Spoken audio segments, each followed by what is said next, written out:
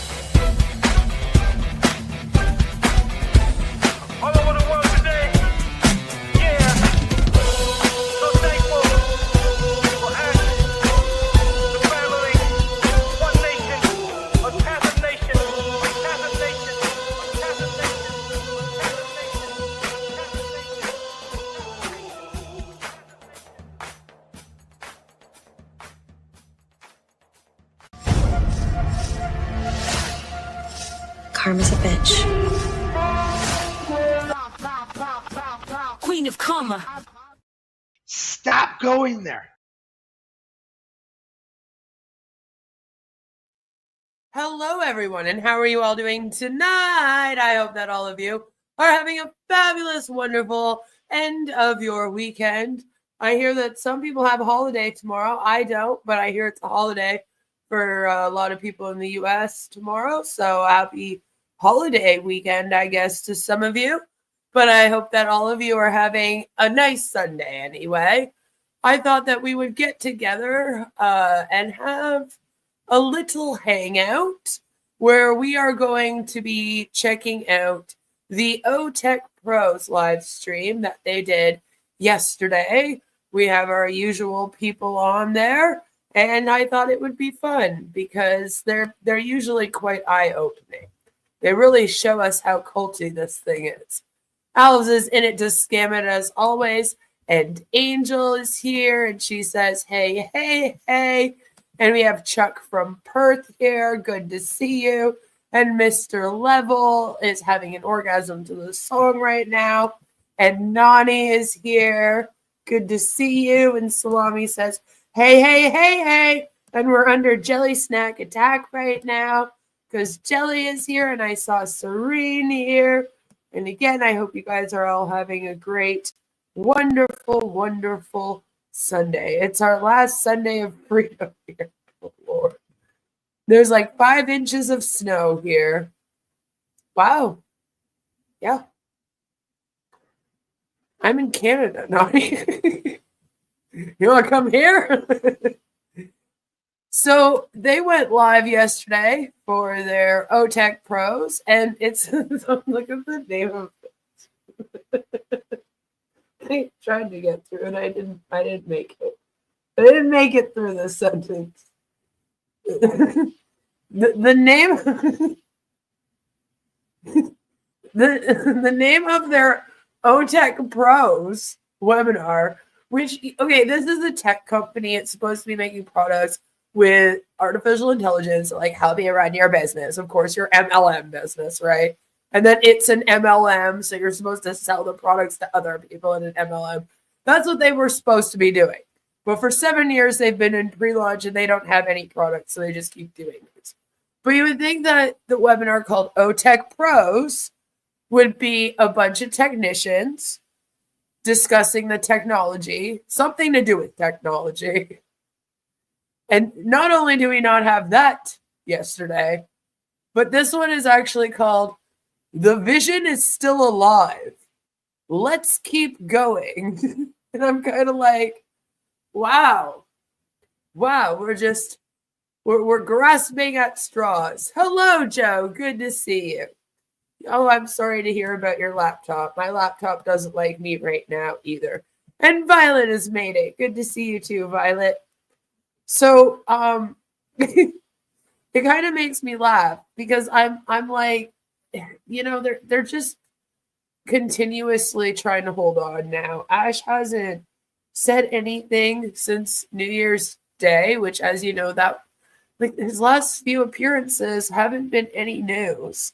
It's just a whole lot of, the same stuff's going on, guys. We're moving forward.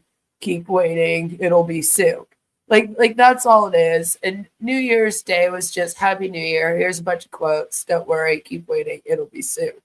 And then we haven't heard anything since. And I feel like now more than ever, they're really getting a lot of pushback from the people in this company, despite trying to stop that from happening as much as possible. Tanya is flipping out in the Facebook group. And it's just so funny that it's called The Vision is Still Alive. Let's keep going. Makes me go, are you sure about that? Are you sure it is? Marty is a pro now. Yeah, probably according to him, right? Ash doesn't even have to brainwash them anymore. They keep brainwashing themselves. Yes, and we talked about that during one of the streams where we were talking about cult manipulation and how it weirdly becomes you indoctrinating yourself after a while. Like you're doing it to yourself because you are brainwashed into a way of life. And then once you start living like that, you're keeping up with the manipulation and the indoctrination of yourself. So yeah, it's like Ash doesn't even have to show up and they'll just keep going on his behalf almost. It's weird.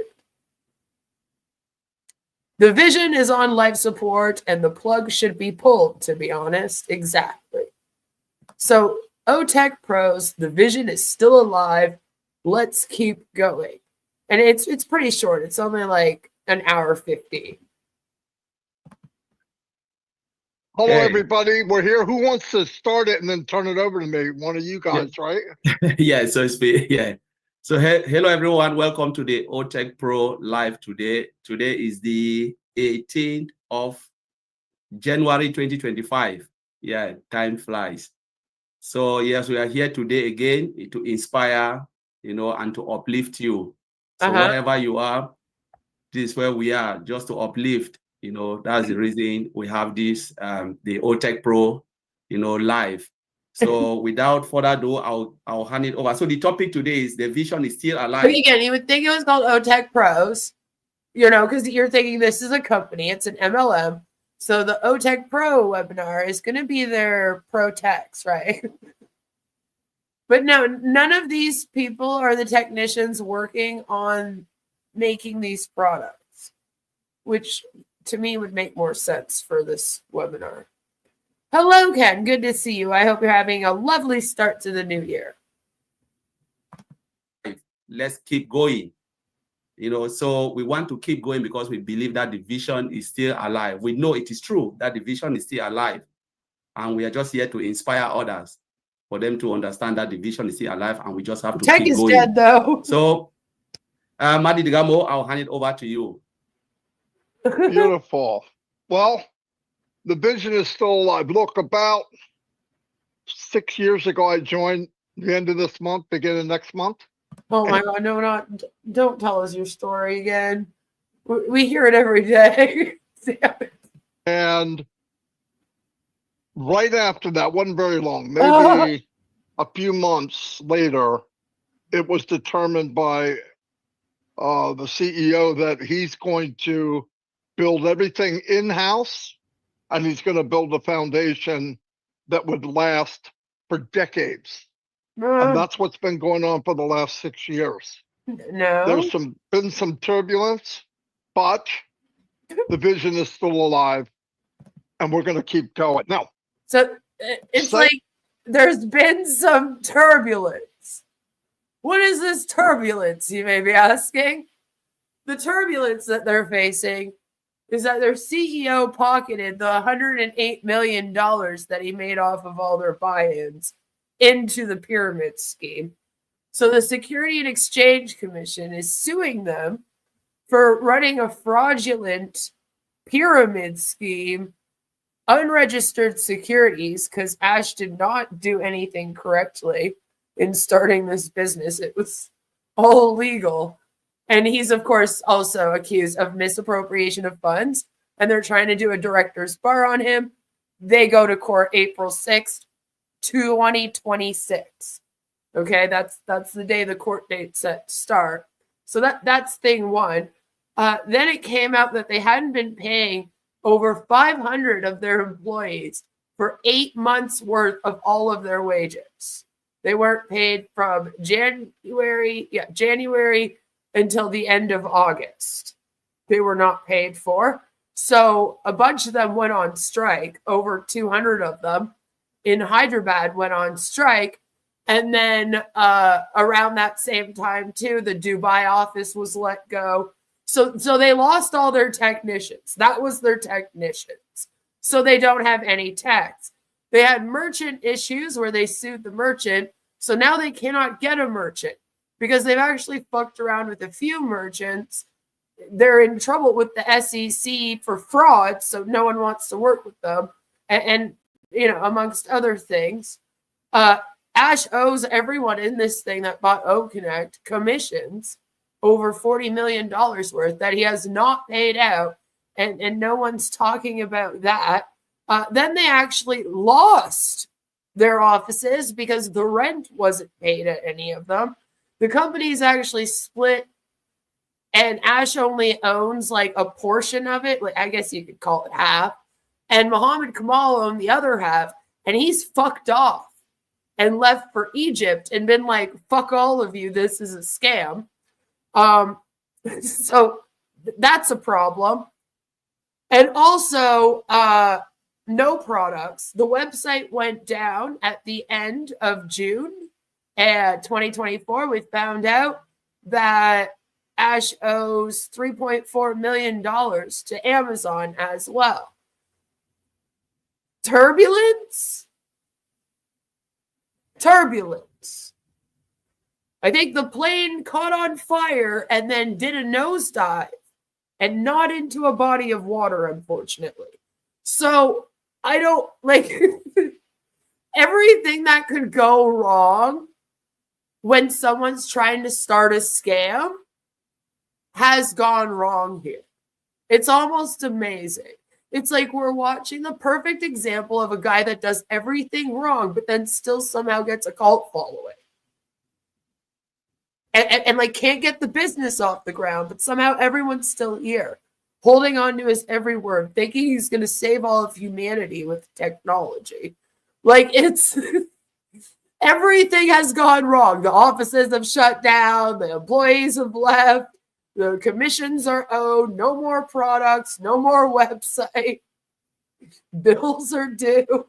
Like it's like everything has gone wrong. And Marty's on here like, we've had a little turbulence. It's the biggest example of downplaying something that I've ever seen in my damn life, Marty. I just remember in the beginning when it was just the pros talking about how they thought things could work once they were once they were built and making up what the apps would do. So funny, so weird. And there was an element of, at least we're kind of talking about technology. We were still like, it's a little weird that it's just a bunch of random guys that claim to work in IT that are speculating instead of the actual tech team. But we were like, I guess at least they do talk technology. And over the last, I don't know, been probably about a year at least now, it's really shifted into also just being all about saving humanity. It's almost just, it's just the hero's webinar. Same thing. Heroes is all like that too. They're all on a sinking ship. That's right. Yeah, the Dubai office has closed, and so is the Hyderabad office. And there never really was a Florida office. It was a P.O. box, and then it's Ash's room in his house that he streams from. That's a room in his house, so. Or he would be at a motel sometimes. At least we have the song In It to Win It. There's a silver lining on this cloud. Saying that, I've been pumped up about the company from day one. But I believe this, and anybody watching, whether you're in the company or not, looking at Ash, listening to Ash, everything about him right now. And then, Marty, I promise you, the only people watching this who are not in the company are mine in the Recovering Hunbots community. Nobody else in the entire world is watching this. Only is the vision alive. It's bigger and better than it was originally. That's what I believe. Just watching him and what he's saying. We're going to phase 2, and we're going to open to the world. And if you've been online any amount of time, a month, I don't care, looking to make money. They talk about the internet like it was just invented last year. Every time. Like, if you've been online, and it's like, Marty, yes, that people have been online. And the issue isn't even if people are online. Marty seems to think, oh, the number of people that use the internet automatically equates to that's the number of people that will be our future customers. We're going to sign up that amount of people. And it's like, that's not how that works. I can promise you everyone could use the internet. We could build data centers everywhere around the world, give the internet to the whole world, and I can guarantee you, still not everyone will want to use Onpassive. Okay? Phase 2 of what? Right? Like phase 2000 of them launching this company. They've been allegedly launching this big tech giant since 2018. And I promise you guys, they have done a so-called official launch, right? I would say at least every 6 to 8 months since they've been open.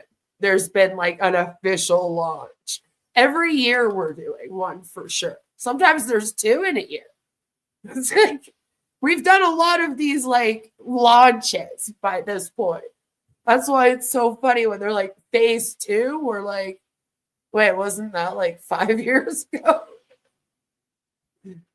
They have to have a product, even if it's literally selling ads to each other. And that's the thing, right? It's like, you don't have anything right now. And at this point, you don't even have a way to get anything. There's no tech team. Geez, Queen, I'm at my in-laws with an AirPod in my ear. What are you doing to me? Love to all the naysayers, and thank you, Queen, for making this a great night. Well, I hope that you're having a nice time at your in-laws. Or if you need me to escape, I understand. Like how the money is just phasing out of existence, right? Right? Just doesn't exist. Money online, in a business, MLM, drop ship, affiliate marketing, whether it's through Amazon or whatever, you're going to find that's not quite what it's cracked up to be. I still want to know what Marty constitutes this as. He says it's not an MLM. Talks about like drop shipping and network marketing, like it sucks. It's like, what does he think this is? There's many things to learn, and the more you learn, the more you realize what you didn't know that you should know. I said that a little different than Bob the Cousy, but it's close. But as time goes on, you flip over rocks and you realize, all right, I made it this far. Wow, we're really doing good. You realize there's something else you have to know. And about 10 years ago, I teamed up with Dan and Mike. We know. We know. Mike couldn't make it. And Oh my God. Dude. We went through a lot of hurdles, ups and downs, and I'm saying this to try to relate to people that's watching. I've been doing this 20 years full time this year. No, he's saying it because at this point, I don't think he knows how to talk about anything else. The man does the same speech every day. Like, I feel like I'm living in some crazy Groundhog Day. Except it's just Marty and Chris streaming the same thing every day. And the only difference is that the illegal income claims are in a different country each day. Everything else is just the same day on repeat sometimes, you know? He tells us his story every day. He talks about how he built the team with Dan and Mike. It's like, well, we get it, Marty. We get it. When I mean full time, I mean 8 to 12 hours a day, 7 days a week. And during that time, when we got to the point, and I'm going to explain to you what I feel is a true marketer. A lot of people put that label on themselves. But if you take So in the time that I've been covering Marty, he's gone from telling everyone that he's not a marketer and using the fact that he's not a marketer, but he claimed he was like decent at marketing his YouTube channel, right? And building a team with this thing. So he would just kind of talk like, oh, I'm not a marketer, but look what I did. So you don't have to be a marketer and you can do it too if you just follow me. You know how the MLM robots do it, right? And the Huns, he used to do that kind of thing. But now, in this last like few months, it's only really been in the last few months now, Marty has all of a sudden became an actual marketer, a true marketer, as he calls himself. Now he is a marketing guru. He's a complete marketing pro. And it's just so funny to me because I'm like, what happened to how you didn't have to be a marketer? You weren't a marketer, so you were relatable. What, you apparently market on passive? Market on passive when you have nothing to market with it? Or no reason to do it for, no one can sign up. And then you're just all of a sudden a pro at this now? Okay. think you're a marketer because you can buy solo ads, pay-per-click, safe list, traffic exchanges, all that. To me, that's not what I would consider a true marketer. And I'm not putting people down, but a true marketer, you have to figure out how to get fresh eyes looking at what you're selling every day. Not regurgitated lists, not something somebody told you.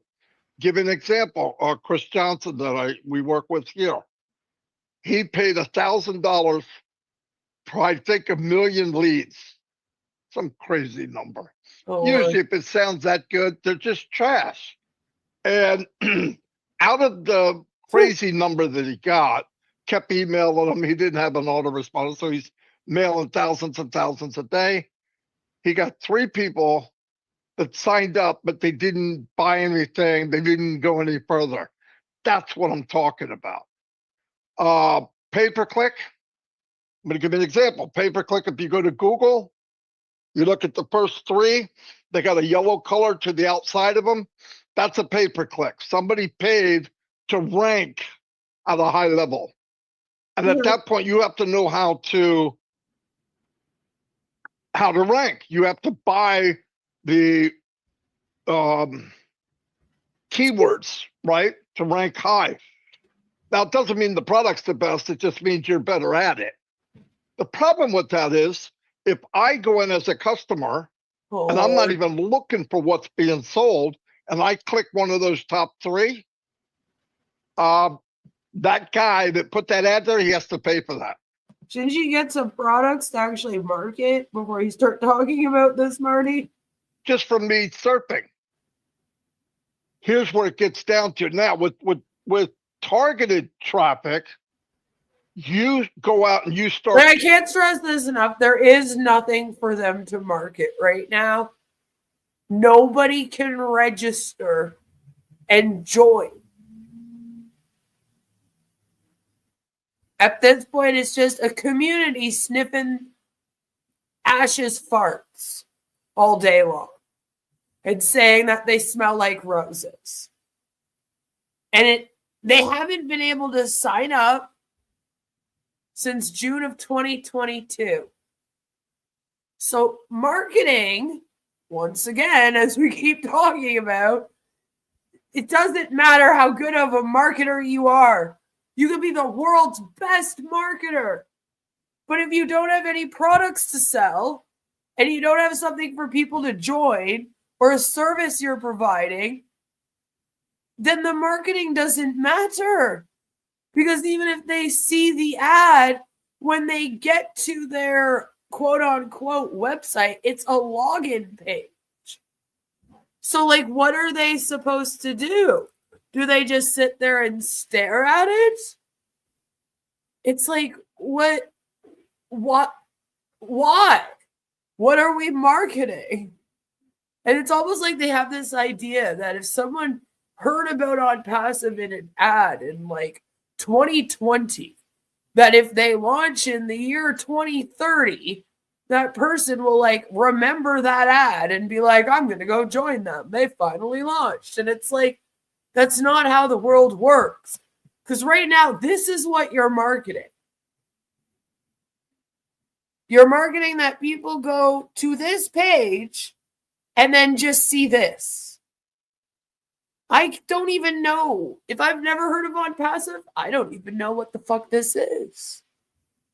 I mean, I've probably watched some kind of webinar where you've droned on about how great this Ash guy is and the products he's about to have is, and how he's going to save humanity with them. But then when you tell me to click the link at the end of the ad, and I do, I'm led here. And if I'm not already registered, this is all I can do is look at this. I don't know what they're selling. I don't know how they're selling it. I don't know what the commission plan is. I can't even get that information. And it's like they don't understand either that by not providing any of that information, it's automatically scammy. All right, you can't expect people to sign up for something that they can't even look into. And then when they're like, well, what is it? You don't even have a web page. You just tell them to watch 10 hours of webinars and figure it out. Then it's up for interpretation on what it is too, right? And as you know, they don't like that. So I don't know why they keep doing it. Yes, some products would help. They started preaching to a new targeted masses, not to the previous choir. That's why this brain dead repeating himself. They're always trying to market to people that are new. But it's like, okay, even if you're successful, they are just met with this page. So why are we even trying, you know? I really do feel confident about the company when watching and listening to Marty and Chris. I keep trying to convince the tech people at work, but they just laugh. I'm sure that like people that work in tech would love this shit. Honestly, like if I was more into tech, this would probably be even funnier to me. When you can't pay them, things are bad, right? How long until the schmoes jump to a new opportunity? See, this is the funny thing about this, is they kind of screwed themselves over and now they can't. Marty's sort of stuck here now. Marty, Dan, and Mike, they're stuck. Their team, a lot of them have already been going from thing to thing to thing to thing. And Marty's positioned himself at the very top of this one, and he's assured them that due to that, that will be their big payout that they've always wanted. Which in an MLM would normally be true if it actually like had the products and started doing the things. Like that's how people are in the 1% is from joining first or being friends with the owner of the company. Basically, that's how you get there. So at this point, Marty doesn't want to leave and take this team to another opportunity where he's not best friends with the CEO. He knows that he would lose his power. He wouldn't be at the top of the pyramid then. So he's stuck here now. Even if he wanted to leave, he's stuck. I've heard Marty talk about some guy has to pay for pay-per-click so many times that it makes me think he used pay-per-click. I don't know what this pay-per-click thing is. It must be one of those, like, you buy the subs or something. That he used pay-per-click himself poorly and got pissed at people who clicked and didn't buy. You know, I'm pretty sure Marty did. I think that that's a fair assumption, not only because of what you're saying, but also Marty has bragged about how he has tried every single way of selling MLMs and they've failed. So I think it would be fair to say he's probably gone this route. Like, why wouldn't he have, you know? Marty is a dunce, but Mike Ellis, on the other hand, reminds me of a sly talker. And if something else comes along, I think he's going. See, but that's the thing, is that he's attached. So it's kind of funny because Marty's kind of fucked him over too, because he's not as high up as Marty. So it's like Marty's dragging him and Dan Street along and got them also stuck there with him, but they're not going to get as much out of it as he is. And I don't know if they've like pieced that together yet or what that's about, because I'm figuring he's put them underneath him. And that's the hierarchy of that. I can't believe that Susie McRae is still involved in this stupid racket. I can. She loves Ash. Loves him. Loves Ash. Ash is like her favorite person. Anytime you see a highlighted search term at the top of a page, that's an ad spot that was purchased for pay-per-click. Oh, that's like the ads. Oh, okay. That's the ads on the page. All right. I'm sorry. I don't work in the marketing thing. I was just assuming. But oh yeah, Marty would have definitely tried to use that, especially back in the day when that's all we had. Because he claims that he's been doing this for so long. So when he would have started this, all we had were like ads on web pages and then sending spam emails. So I'm sure he definitely did that. Thank you, Angel. Thank you. Consequences of, yeah, I mean, it really is, though. It really is. I mean, there were so many times where it was like, you know, if Ash just would speak, which is what I think he's trying to do now. I think maybe he's trying to do that now. He knows he talked too much before. Has Julie aged another 10 years since the last live? Poor Julie. Really? Is your browser messing up? You're on your account now, Joe. And it's good. I'm seeing your comments. If you're having trouble, I'm sorry. Marty has already lost his loyal ones on LinkedIn. No cheerleaders anymore. See, and that's what I mean is I feel like people are not going to go with him to another scam. Even if you found one, they'd be so pissed. They'd be like, no, you told us this was the one, you know? So he's stuck here. He's stuck here, and I mean, if he does leave, he won't be in trouble, like, in the same position, I mean. Like, it's like, he knows he's positioned himself up top this time. And this is probably the only opportunity he'll ever have to do that. Targeting people according to their likes and wants and what they've done. Example, Facebook. If you go to Facebook, they have a thing called lead ads. That's the first thing that myself, Mike, and Dan did after we learned. That's how we learned how to market.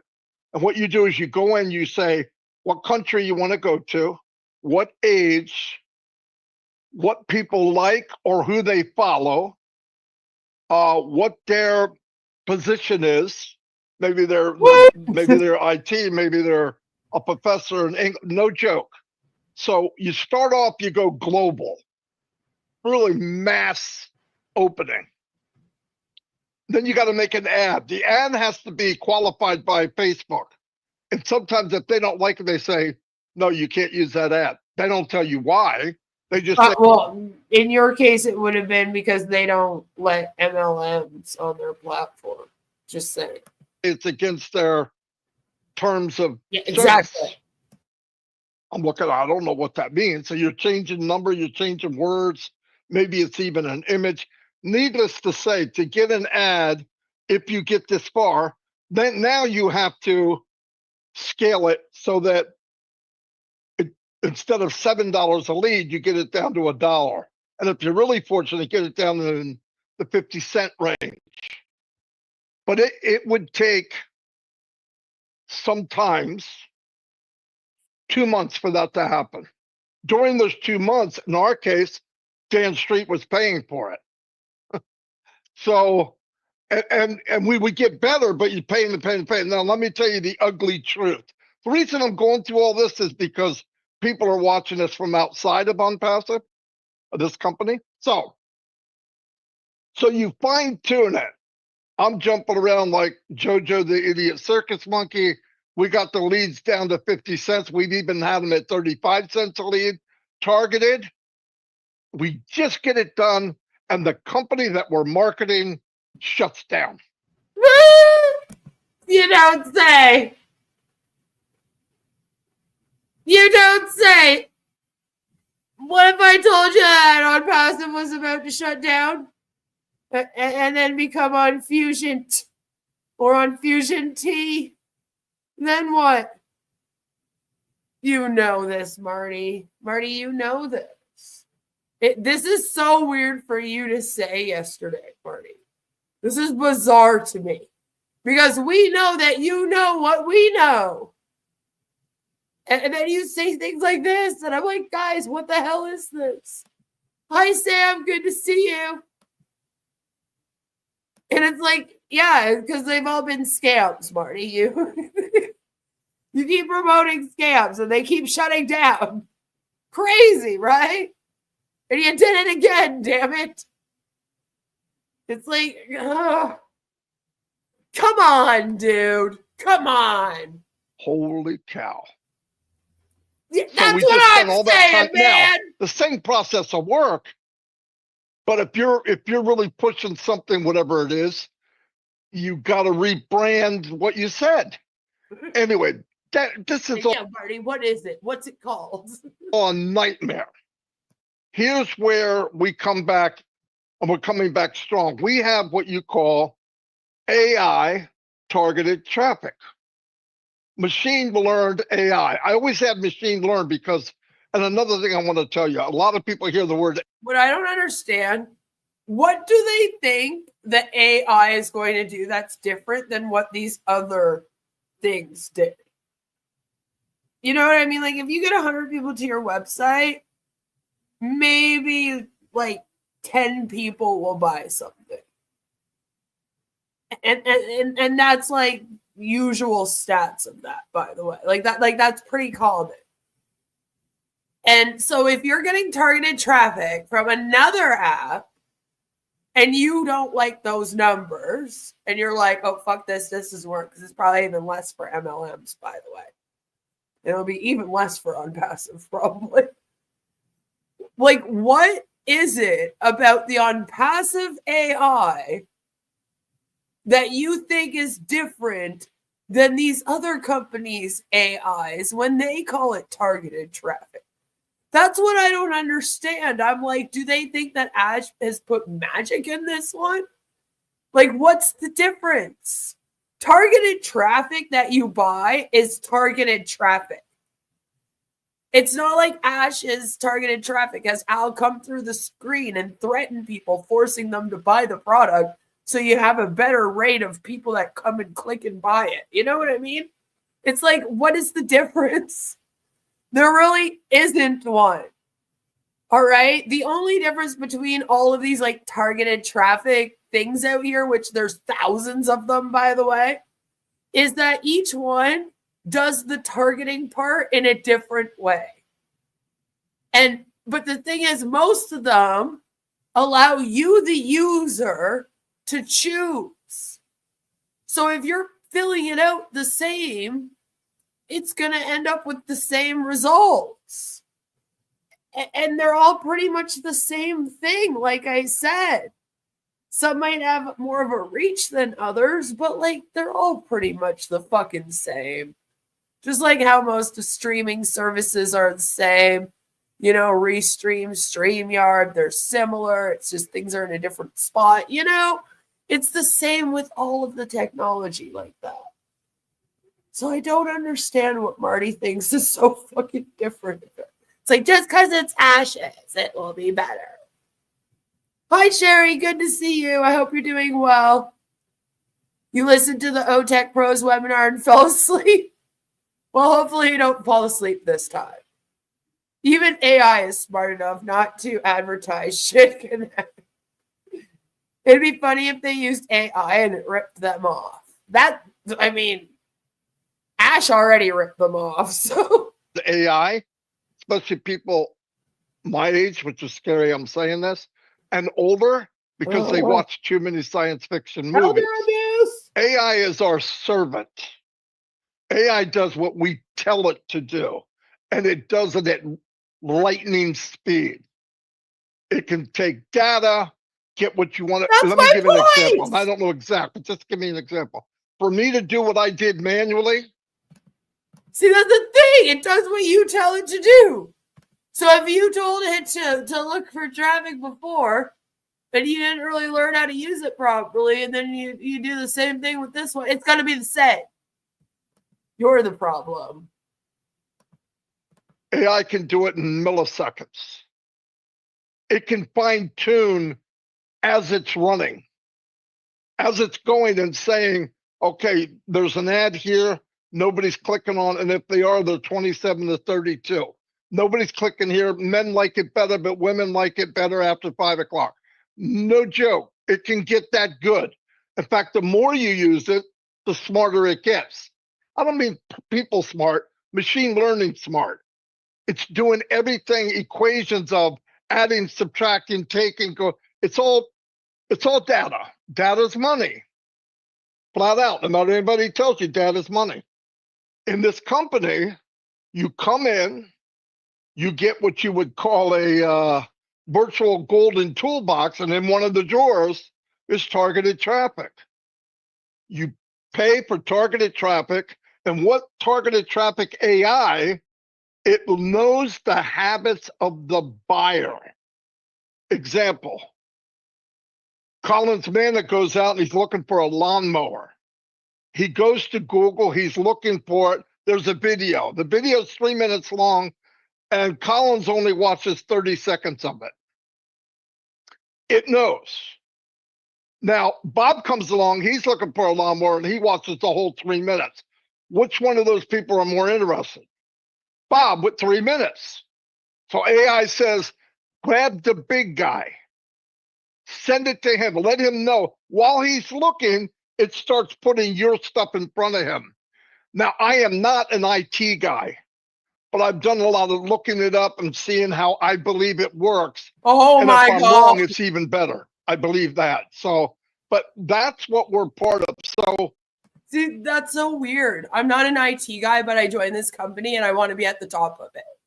It's an IT company, by the way. When we had some problems, things went down. But let me tell you one of the biggest pluses of this company. The CEO is not money driven. He wants the best no matter what it costs. In fact, this came out of his mouth one day. We don't have to make a profit on everything, do we? Now, if you can line up 5 CEOs that ever said that, I want to meet them.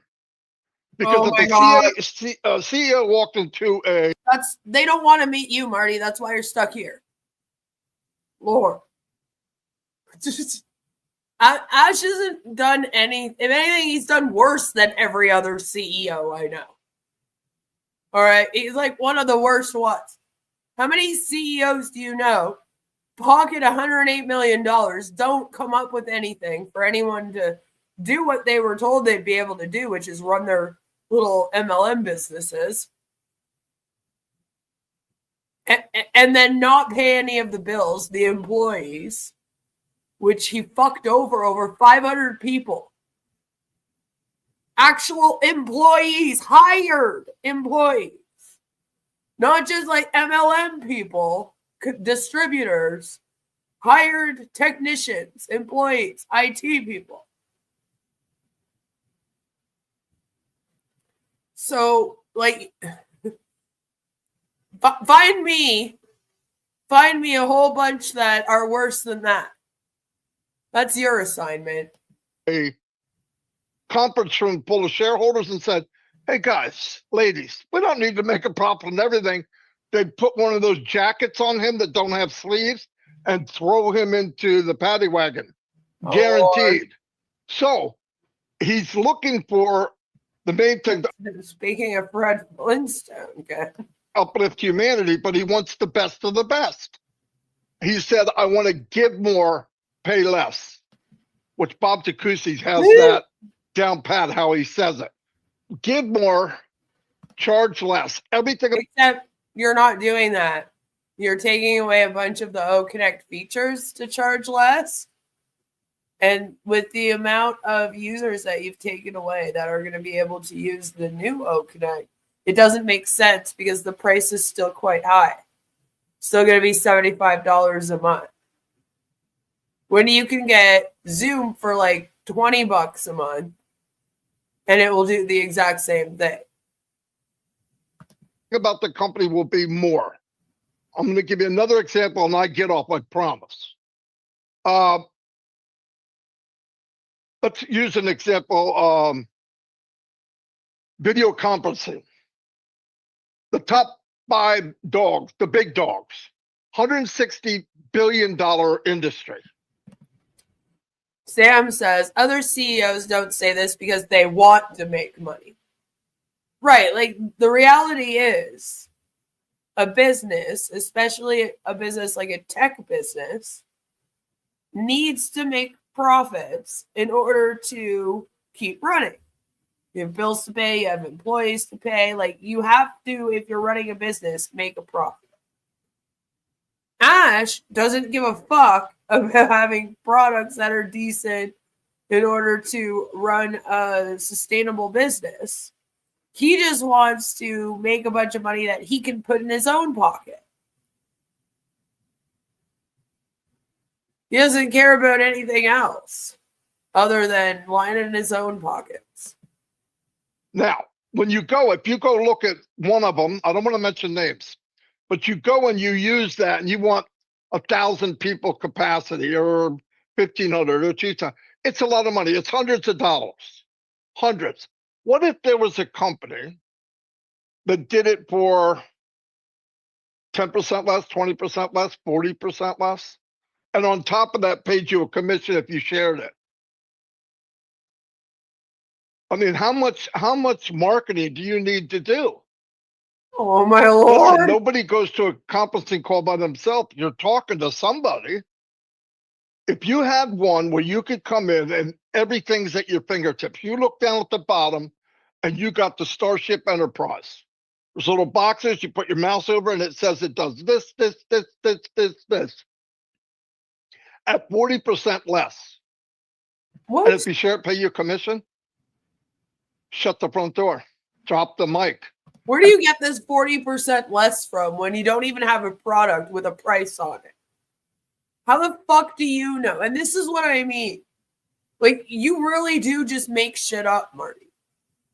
And it's not good for this business that you claim to care about so much, by the way, when you do this. Where do you get off saying that it's going to be 40% the price? Or less the price, as you said it. Like, you don't have a product. There's no price on it. So to make a statement like that and to try to use this as the reason why people should join is dishonest. It's unethical. You lack integrity. There's no transparency to this thing at all.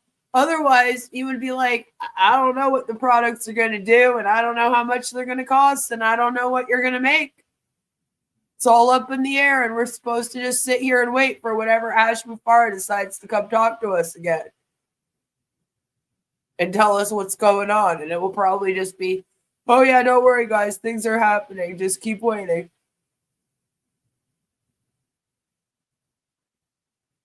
It's like, I don't know how you make statements like that when you don't even have a fucking product. How can you know the price of something that doesn't exist? You have no affiliate agreement either, by the way. That one was signed with Muhammad Kamal. And as you know, he's no longer attached. So you don't got nothing. That was his agreement with you, not Ash's. You don't know what Ash is going to do. That's what you have nothing to base this on, damn it. There are a lot of products sold at a loss or even given away to get people buying refills or accessories like DVD players. Certain groceries on sale, tons of examples. Marty is stupid or a liar. And there's also companies that if they prey on places like Haiti, they will at least make it so that the products are affordable to the people in that country. Because otherwise, they know that certain areas are just not going to be able to buy their products. And they figure that the only way they could make money is to make them affordable. And Ash can't even do that. And then they go, oh, he doesn't want to make any money. Yeah, okay, but he pocketed $108 million. Make it make sense. What if there's a company that gives out the same product for free, makes money from advertisements, and all shareholders benefit, right? It's like that's every other company that's doing this. Unless there's other shabby MLMs, which, by the way, that's the thing, is that there are. We've come across many MLMs similar to this. And that's why I cover them sometimes, to kind of be like, yo, like, there's other ones. And somehow those ones end up oftentimes being more successful. They at least come up with a product eventually. All Marty does is talk out his ass, and he has a big ass. We'll be listening to this shit for a long time. Right? It's ridiculous. It is a good one. Do what you want with it. I almost feel bad for Ash at this point. Imagine you're stuck with this group of morons. These people are so stupid they look up to Marty. Marty's a useful idiot. And same with Chris. They're just his useful idiots. He knows that he can have full control over them. He knows that they are going to think he's the smartest man in the whole world and the best guy in the whole world. So he knew he would get full control over them. And then they would do anything for this, especially Marty, since he's been trying to be successful at this MLM thing for so freaking long. For 20 years, right? So I think that's why. He doesn't think Marty's intelligent. And sometimes I question if Ash even likes Chris and Marty. Because sometimes I get the feeling that he really doesn't even like them. On morons. Hello, Mordecai. Good to see you. You can make a product price 40% less, but don't be surprised when your AWS bill for cloud resources is $5 million and the wallet is empty. Mm-hmm. Yeah, I mean, exactly.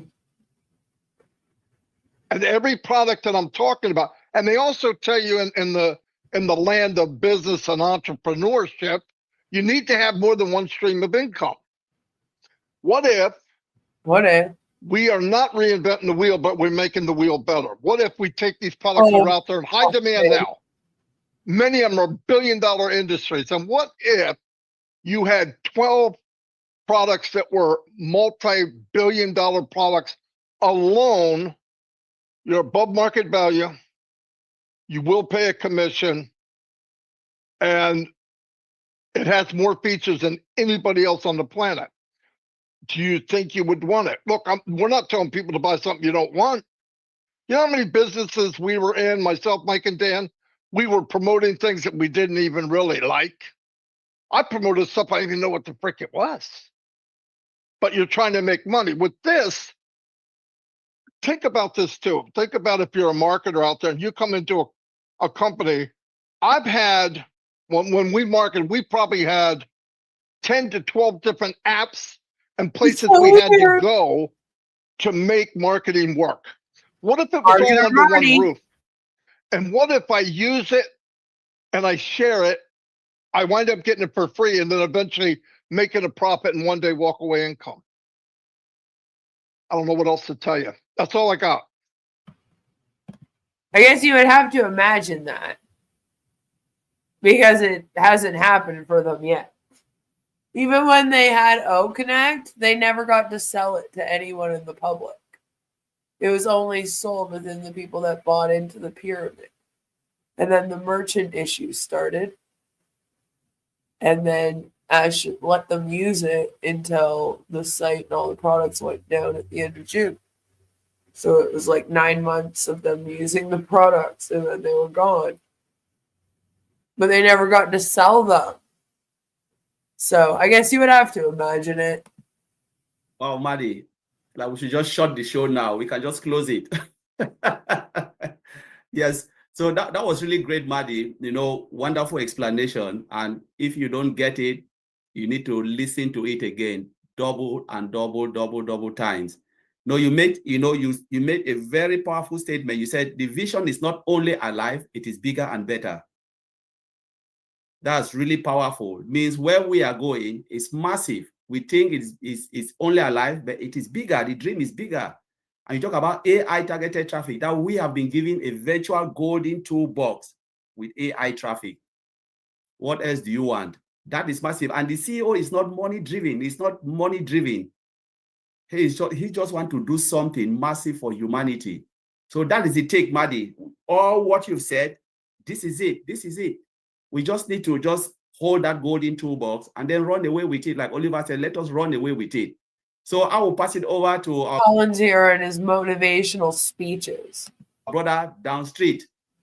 Take it over from Marty and give us your take. Well, Oh, thanks everybody Dan. for having me on. Can you hear me okay? Or do I sound like I'm in a tunnel still? You'll just have to deal with it. Anyway, I think this is a very important topic yay. because we think about a vision and if it's still alive. Well, I don't think it was ever dead. I think that all of us that have been involved with this company for any length of time, Marty, Mike, and I have been involved for 6 years. And we, it's like we always believed that this was it. This was the company. The vision of Mr. Ashmi Farah was, it was just something that we never had a doubt about. Even through all the challenges and obstacles and everything that have happened, we never had a doubt that his vision was something that was very important. But let me go into a little bit about the definition of what a vision is. I started thinking about that. I said, what is the definition of the vision? So I looked it up. And a vision is the ability to think about or plan the future with imagination or wisdom. And then I started thinking about Mr. Ashmi Farah.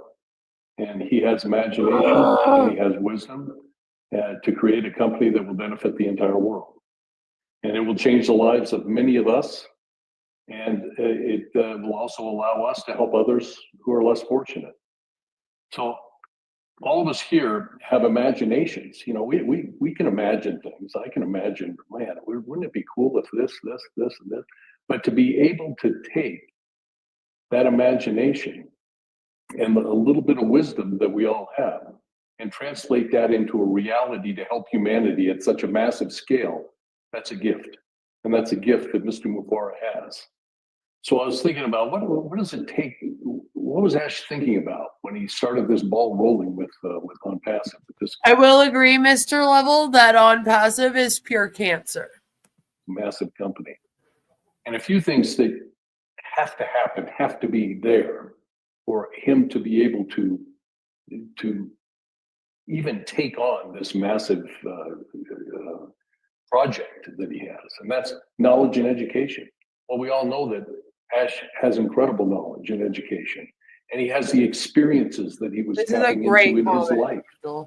And he talks about thinking. So he started thinking about he translated those experiences that he's had in his life, and he started thinking about, man, what if I could do this and this and this? And he came up with this vision. And this vision is absolutely amazing. And then he surrounded himself, think about it, he surrounded himself with intelligence. He has surrounded himself with such amazing intelligence, and he has been inspired by the people that he's brought on, mainly the new team that he's brought on. He's had conversations with them that go an hour and a half, 2 hours, and he said, my brain hurts after that, I'm tired.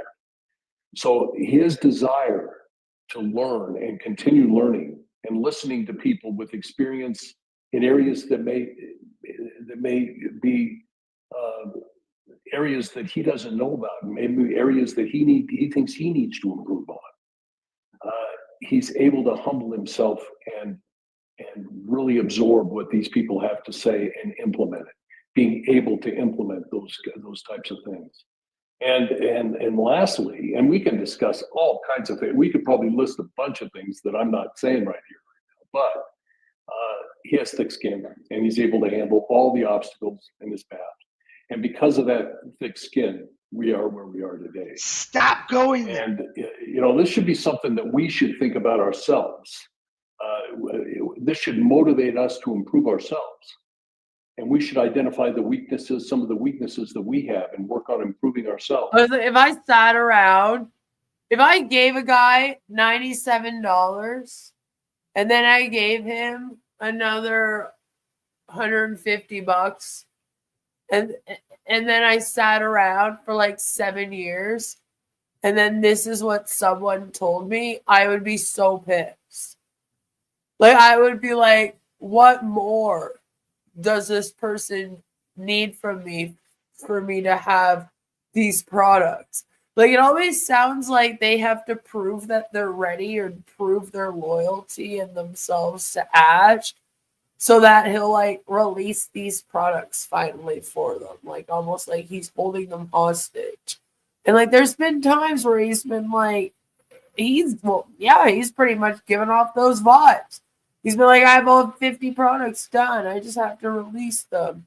I'm just waiting for you to be ready. And it's like, what the fuck does this even mean?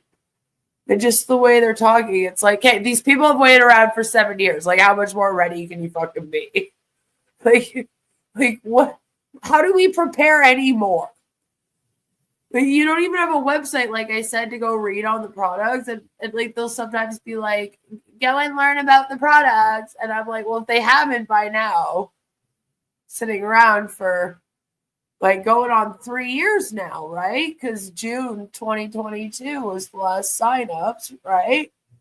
It's like, obviously, they probably read the whole website a dozen times before it went down. And now, like, what are they supposed to be doing? And they're like, oh, well, get ready. How?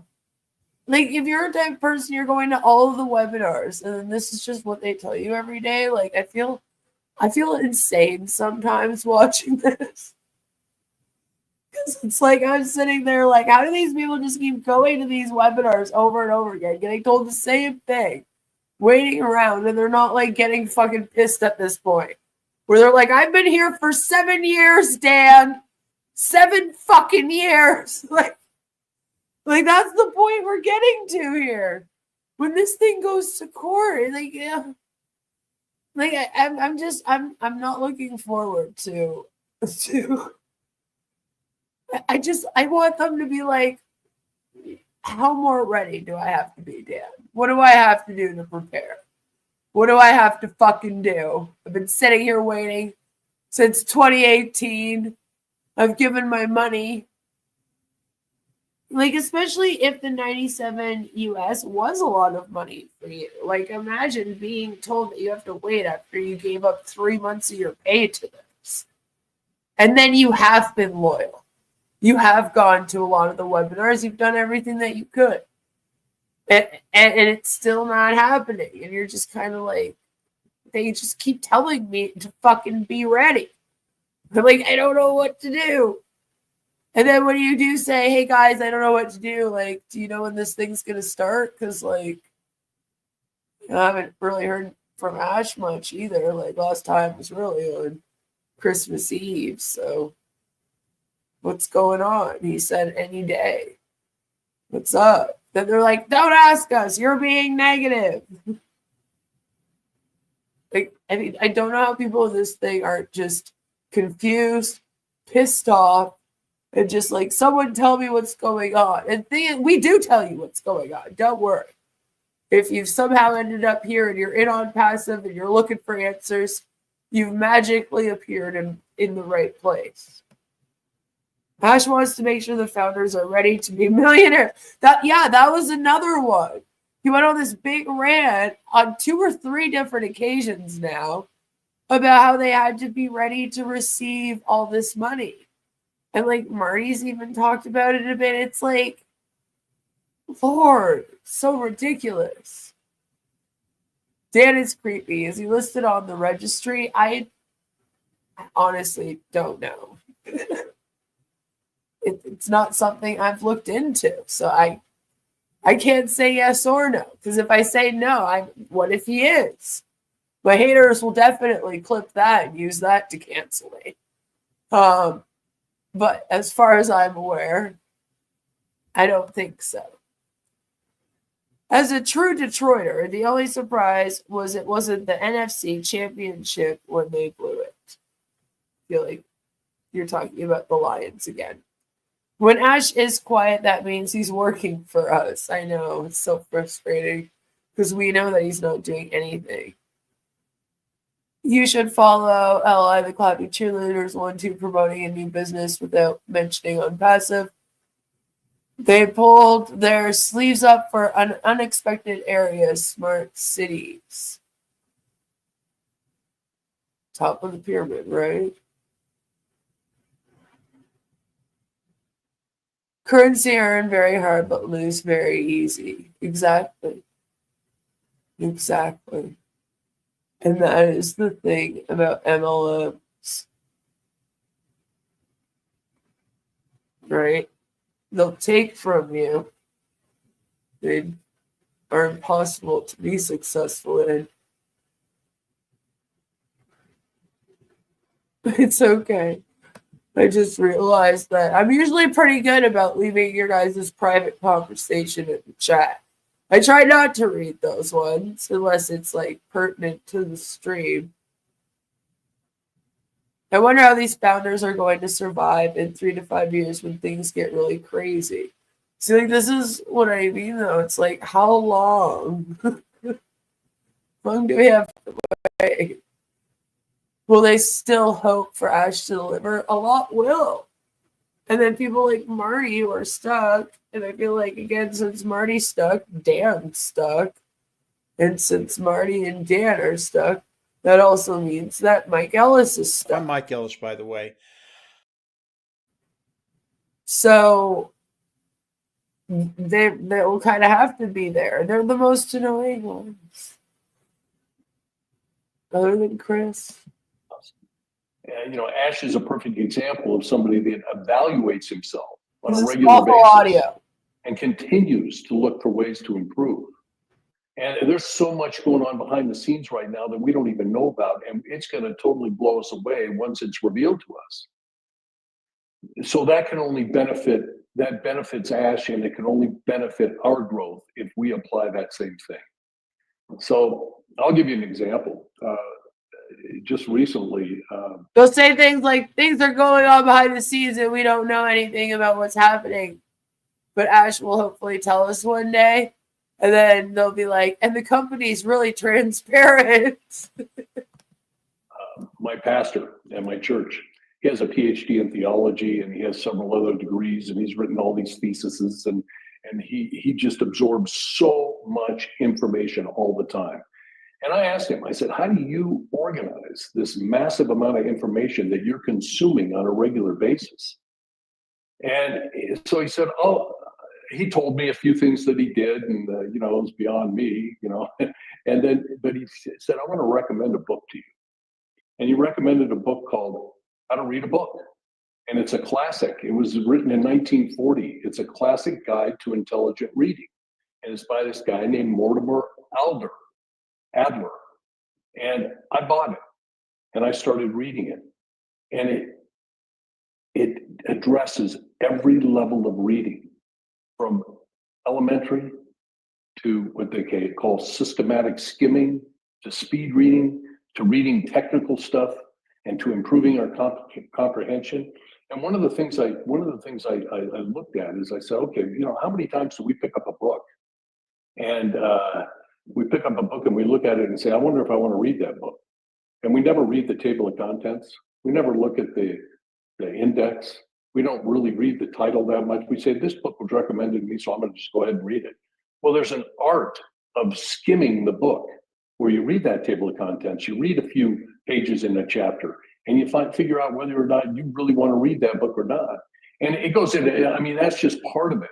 And it's systematic skimming, they call that, speed reading, and other techniques that help us to improve our comprehension. Now, we're going to be absorbing, I started thinking about this, and we are going to be absorbing a lot of new information. I just read every word in the book. Am I reading books wrong? I read every word in the book. I open the book, I go to the first page. It's like chapter 1, page 1, whatever. And then I just read it. I find it hard to comprehend something that I haven't read. Am I weird? See, sometimes I listen to them say things like this, and I'm like, but wait. How do you comprehend something that you only read a page or two of a chapter? What do you mean? I get that there is ways to speed read, as they call it, and that's kind of like scanning through. But don't you still scan through the whole book?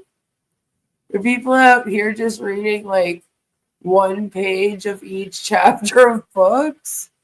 And then being like, yeah, I read that book. That might actually explain a lot, actually. That might. Maybe that's what the problem is. I don't know. I don't know if it's just me or not. But I'm kind of like, if I'm going to read a book, I'm going to read a book. Actually read it, though. What the fuck? I'm so confused by this whole thing, and I don't know what this has to do with anything. Again, he's going to try to tie it into how they're doing personnel development for Onpassive, which is what kind of is the start of the MLMs getting way too involved. Okay, they try to get involved in every aspect of your life. Usually when you have a job, it's your job, and that is an area of your life, and then you have a personal life outside of the job. Maybe you have some friends you have some drinks with on the weekend or something, and then you have your family, and it's also kind of separate. Obviously your work knows your family exists, and your family knows you're going to work. And you might bring your family to the work Christmas party, but these things don't mix in together. And work might be hey, can you work overtime? I'm really sorry. I know you might have a family thing, but we really need you, or something like that. But they don't tend to dictate how you're supposed to be living your family life, and then how you are to act amongst your friends. Okay. MLMs, however, the cult part of them is that they do that. And they do it via personal development. That's what they call it. And listen, I am one of those people that very strongly believe in constantly bettering yourself. And that's how they got me. Because I was like, oh my God, you mean you guys just work on yourselves and then it helps you be successful? That's my gig. Perfect. So I'm not saying that there's anything wrong with working on yourself. What's wrong about it here is that they use that, and then they go, so now you better yourself so that you can be better for our business. And oh, by the way, you'll also be better for your family and also all your friends, which are probably only people in the business now because everyone else has left you on red since you keep sending them AI messages, you know? And like then they take over your entire life. Like you're working around the clock. There is no break. There is no, oh, I'm home from work now and I'm not going to pay attention to work stuff and now it's family time. Like there's no separation of that with the MLMs. And this is how like they get so culty. And it's the same for this one, right? That's kind of like their foot in the door with the person. They use this personal development. And what Dan is talking about here is technically personal development. Oh, I've read books that taught me how to read, even though like Sam points out, he read a book called How to Read a Book. Like the irony is not lost on me. Don't worry, Sam. But it's like, it's all just, oh, you're bettering yourself so that you can actually be better for the company. But really, we're just using this to make sure that you stay here, let us into every aspect of your life, and then we can control you. Like, that's really what it is. And I hate it. I hate everything about it. You read every word, too? See, I feel like I have a friend of mine that used to be really good at speed reading, but, like, the way that they did it, where they just got really good at, like, recognizing words based on the shape of them, I guess you could say. So they could almost quickly just move across the page. But like when they did it, they still did it to every page of the book. They weren't doing like the first 2 pages of a chapter and then skipping to the next chapter. Like I've never heard of anyone read a book this way. I do not think that is how you're supposed to read. Like I literally had a meltdown. Had a meltdown over this. I don't understand it. How to speed read a 1970s book. Yeah. This one's from 1940s that he's talking about. I could have sped read it, Joe, but it wouldn't have sunk in. See, and that's the thing, is that you have to also, it's not just about reading the words, right? It's about comprehending what they're saying and understanding the story and everything. So to me, you can't do that if you're skipping pages. Damn it. You must go to Sunday church service and Wednesday Bible study. Oh, damn. Damn. Oh, yeah. Alf says that I can't read. So I'm just messing with you guys. I don't know how to read. I forgot. Alf says I don't know how to read. Have to make the Instagram post when you're on the toilet. Have to multitask. Yep. Maybe. When you're in an MLM. It's true. It's true. It's just because like they're like, sell from anywhere, from your phone, and like it becomes actually being expected to be on your phone all day, every day, either selling, watching a training, talking to your upline. Like it's endless. Writing posts, making videos to post, like it's nonstop, right? Because like during a work day, you're doing all these writing posts and that kind of thing. And then in the evening, right, you're trying to sell products to people. And that can go into the night. And then all of a sudden you're doing it on vacation and posting to your Instagram about how you have time freedom because you're now working while you're on vacation. And do you see how insane that is? Yet they do it. Several of them, thousands of them every day post that exact thing. And you're like, what are you doing? Hello? And it's insane. I'm going to write a book called How to Read a Book about reading a book. Do it, Sam, do it. And then I'll write one. I'll promote your book, and then I'll write a book called How to Promote a Book about how to read a book, about reading a book. It'll be great fun. The pockets of your day, yes. With Onpassive. And that new information, we can take it or leave it, but the harder we work at absorbing that information, the more we're going to learn and the better we'll be. Because where there's going to be product after product after product, and we're going to own them all, but we aren't going to necessarily be experts in them all. But there's a way for us to learn enough about each one of those products, even the products that we won't be using. It's like, And, actually, Dan, there isn't anymore because the products don't exist and neither does the website. So nope, can't learn about them at all. Become experts on it and really be able to comprehend a little bit more. So my message is prepare yourself for what's coming. And Ash said that in his last message. He said, are you ready? Are you ready? Well, this is one of just the small ways to get ready. Just improve yourself. And one of the ways to do that is improve your level of reading. That's all I have for right now, guys. Thanks, Dan. That was Thank really God. a powerful message. Are you ready? That was like some of the worst audio I've heard in a while. And it's true. Are you ready? We need to improve ourselves, by reading, learning, the company, we are all in it. Some of these things, I just summarize some, and which is really powerful. He said the vision has never been dead. It has always been alive, which is really good because Mr. Ash's dream is still there. It's still there. The man have never wavered. It's always like, you know what, I would never give up because this is his dream. This is what he was born to do, which is really good. And you talk about, the teams that Mr. Ash have surround himself with. They are amazing and they are powerful. They are people with intelligence, smart teams, and it's true because he is learning as well. He said he said X whenever he listened to them, which is really, really great. Honestly, the position we find ourselves. Collins, I cannot trust that you know what someone with intelligence is like.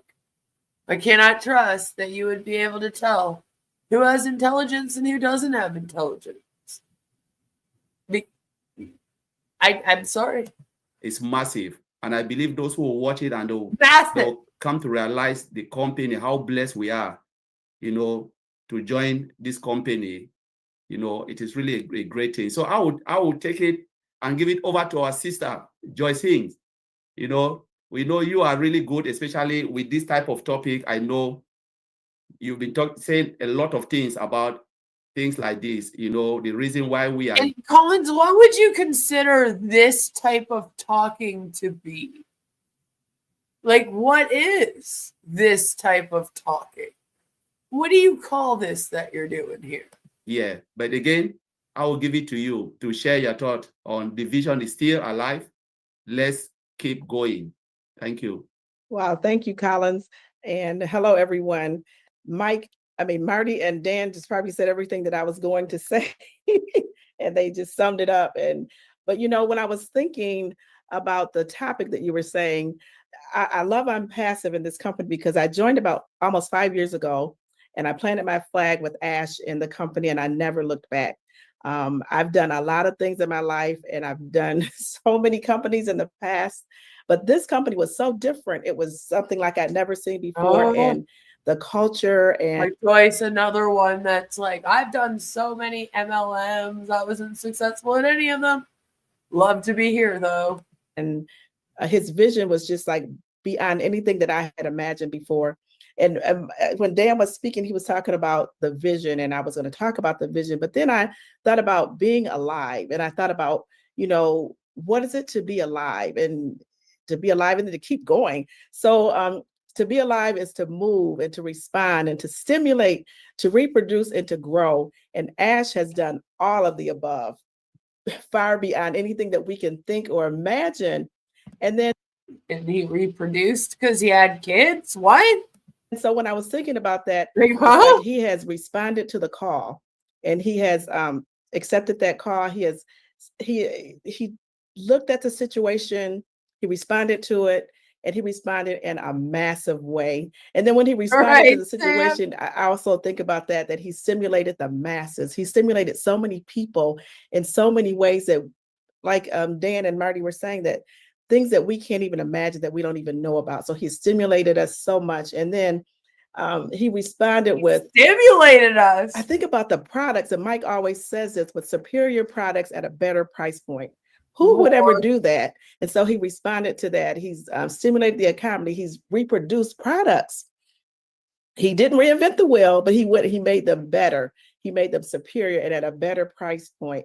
And then also he has grown, and not only grown the company, but in his life and his vision, he has grown it to levels that we can never even imagine, and levels that will continue to go on for generations to come. So I'm thinking like, wow, it's massive, it's huge. And then, we've had a few bumps in the road. Johnny says, he also stimulated the SEC. Right, I feel like a bunch of them are wearing these types of glasses now. Is it just me? I notice glasses because, like, my husband and my daughter have glasses. So glasses is something I notice. And I feel like they all have similar shaped glasses right now. Those bumps only made us stronger, and they made us bigger, and they made Ash look more and deeper into himself and say, hey, this is what I've seen. This is what I've experienced, and this is what I don't want to happen anymore. So he did that. And when I think about the vision and the mission, it's not changed. It has not changed at all. It's only gotten better. We're still all about uplifting humanity. We're about changing lives of the people in our family, and our communities, and our neighborhoods and countries, and the globe all together around the world. So, and I just say this, we've never went anywhere. The vision has never changed. All around the world in all 2,000 countries. Let's go. We're coming back bigger, stronger than never before. And our ecosystem is just a one-stop shop, a place that you go, everything that you want, everything that you need, everything that you could ever ask for will be there. It's all done for you. I just say we're in the best place. And I know you guys always say that we're in the best positions of our life. We're here to stay. Let's go. We're ready. We're excited. And we can't wait for the next phase. And I know it's going to be bigger and better than ever before. That's all I have. Thank you so much, Collins. Thank you, Sister Joy. Yeah, that was really great. The vision, at least it was has short. not changed. It has grown better and bigger.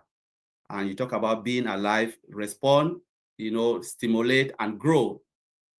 All of this embodies Mr. Ash Mufarah. He is growing and growing the company for all of us, our behalf. And he is working tirelessly. He is stimulating us, as you said, stimulating the founders, coming to us, speaking to us, a humble man, touching every life, every corner for those who really know what Mr. Ash Mufarah wants to do, is doing, and what he wants to really give to the world, which is really, really good, our Sister Joyce. So I will take it over to our brother Bob. You will take it from there. The vision is still alive. All right. Hello, everyone. Thank you, Collins. Thank you for hosting us. Beautiful job so far. I really appreciate it. Thank you. This is your brother, of course, here from Bel Air, Maryland. It's good to be here. I like the line. I think Dan said it, Marty said it, you've also repeated it. The vision is bigger and better. That's a beautiful line. That's something that I just here we go. The vision is bigger and better. But I would like to say this. When Ash Mufarah is alive, it means the vision is alive. So long as our founder, Mr. Ash, is up and about, the vision is alive. When those of us here and those of us who are out there who are listening to us, who have been following us, when we are alive, the vision is alive. We believe in our founder, Mr. Ash. We believe in the vision. That vision and mission is always going to be alive.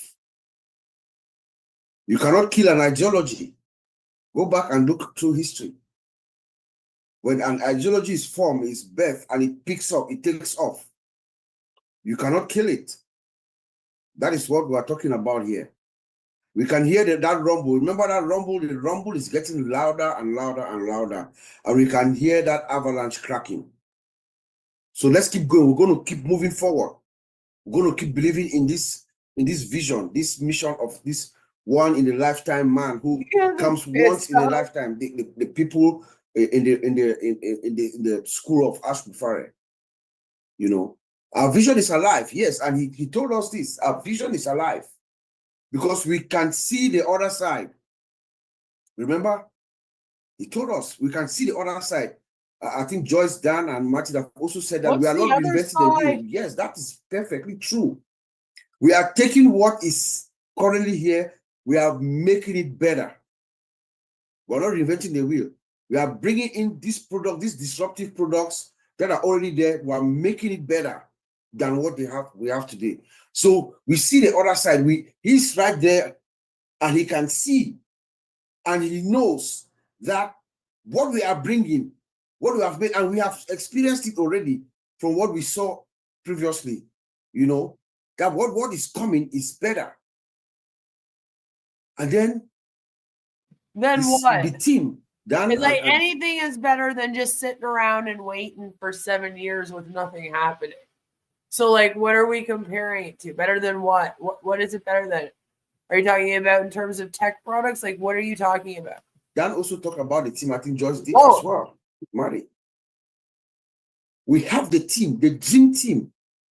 Our vision is alive because we have the dream team of the dream teams. We have what I will call an innovator's dream team. That's what our founder, Mr. Ash, has. So that is why the vision will stay alive and will always be alive. He has the best team, a team. That's what our founder, Ash, has. That has synchronized with his vision.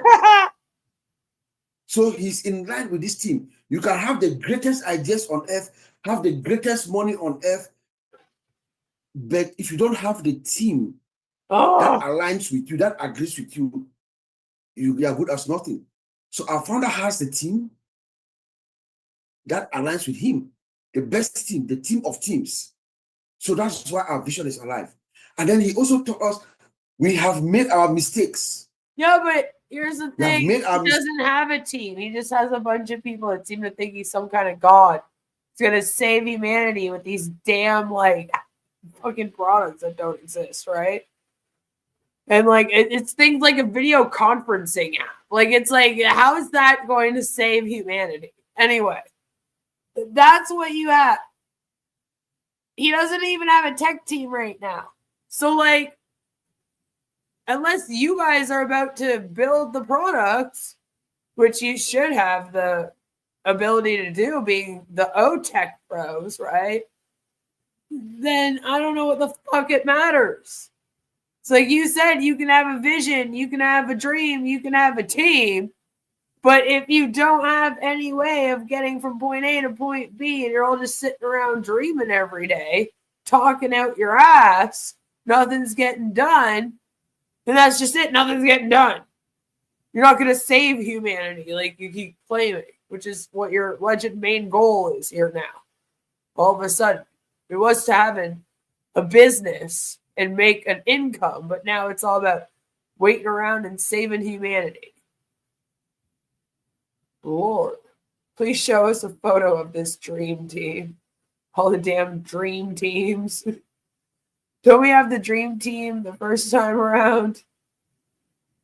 The team that robbed him? See, and that's the thing, is that every tech team is the best one. They've had a few now. And they sung the praises of the last one, and now they say that they fucked them over. So it's like, I can't trust you. And 500 of the top mathematicians and a judge. Like, what happened to that? Mistakes, looks us in the eye and say we've made our mistakes. But guess what? We have learned from our mistakes and we are moving forward. We'll keep going forward because we have learned from our mistakes. We're not going to repeat. See, that's the thing. I don't think any of you learn from your mistakes. You don't. And Ash won't even admit that he makes mistakes. So he definitely isn't learning from them. And that's part of the problem here. Mistakes. We're instead going to keep our vision alive and we move forward. You know? And then the vision itself is there.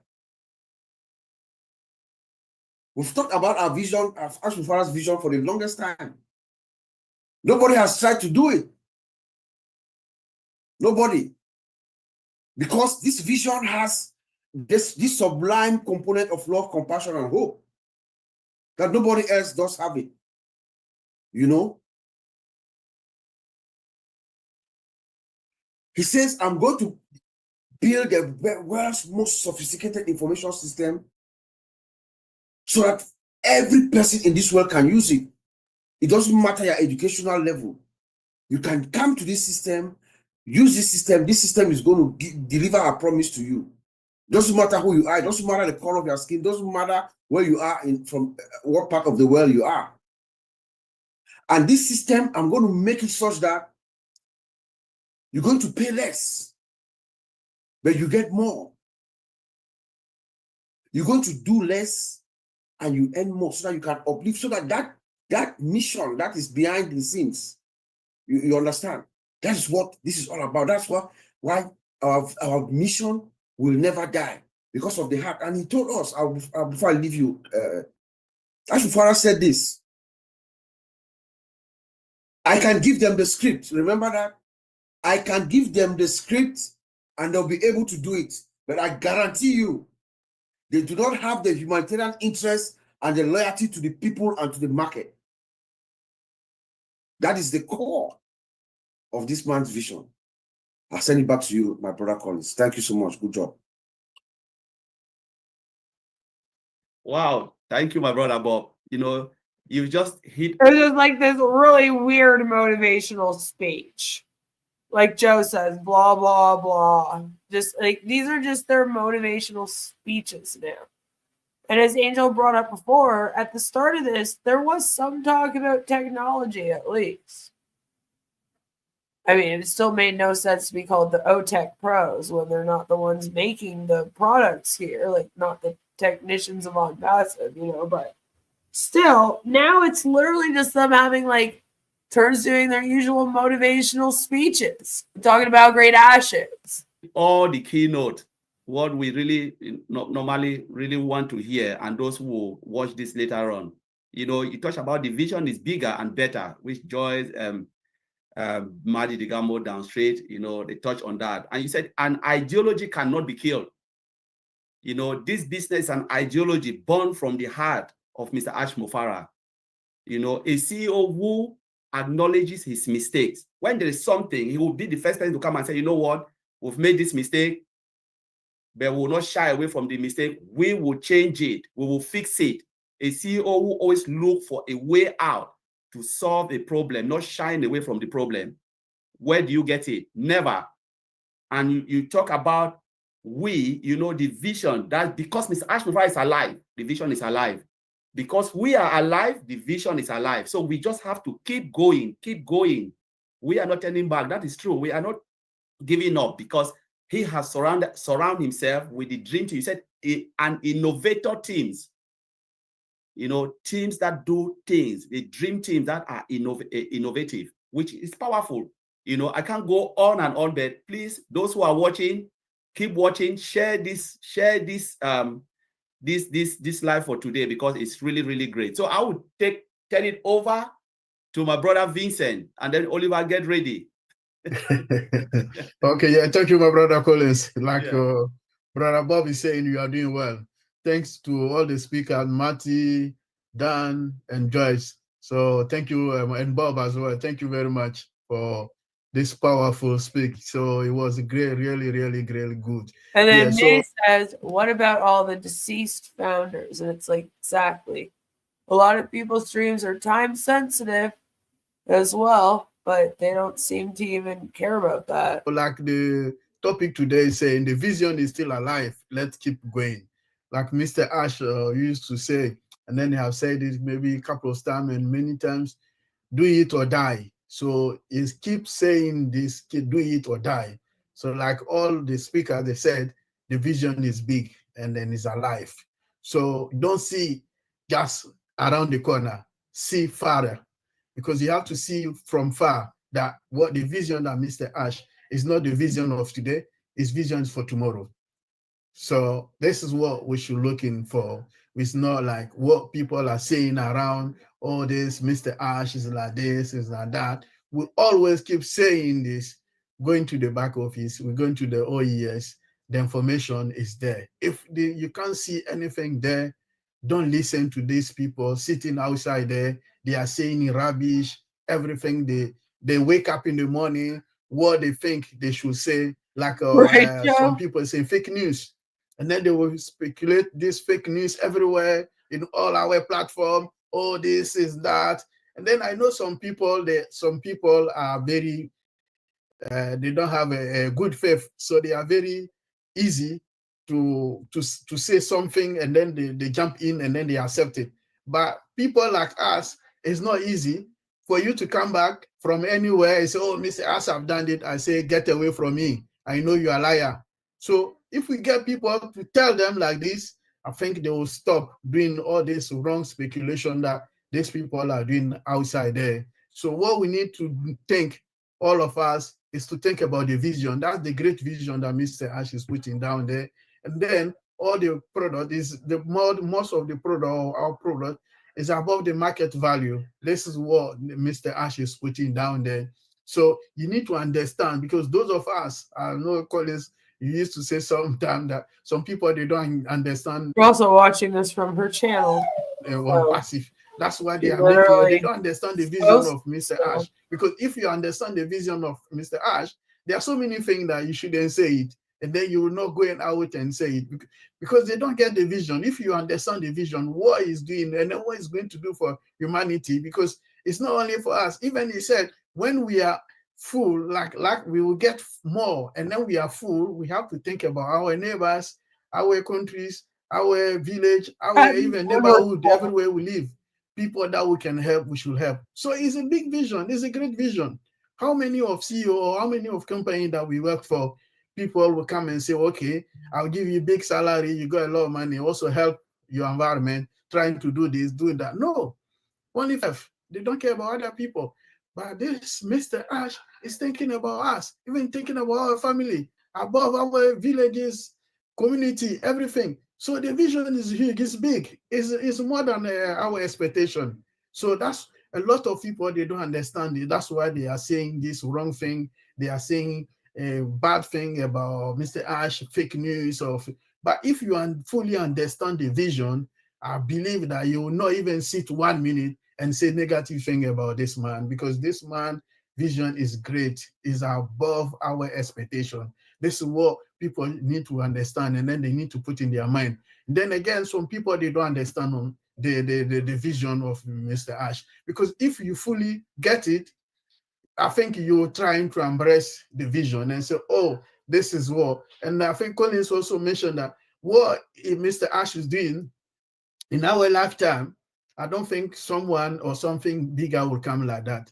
So this is what we need to put in our mind. So those of us who are in, like, we should thank I God. would not be trusting Ash with my future, with his vision. Like I don't trust the man at all. And I'm always like, what do they see in this man? So bizarre the way that he talks about him, like his vision is going to somehow save the world just because he has it and he exists. Every time we wake up in the morning, we should thank God for being in this great opportunity, because this opportunity, the opportunity comes once in our life. So if we are in, and then we got this opportunity, we should be very grateful to God and then grateful to win it, because this is what a lot of people are looking for. Even they will not get it.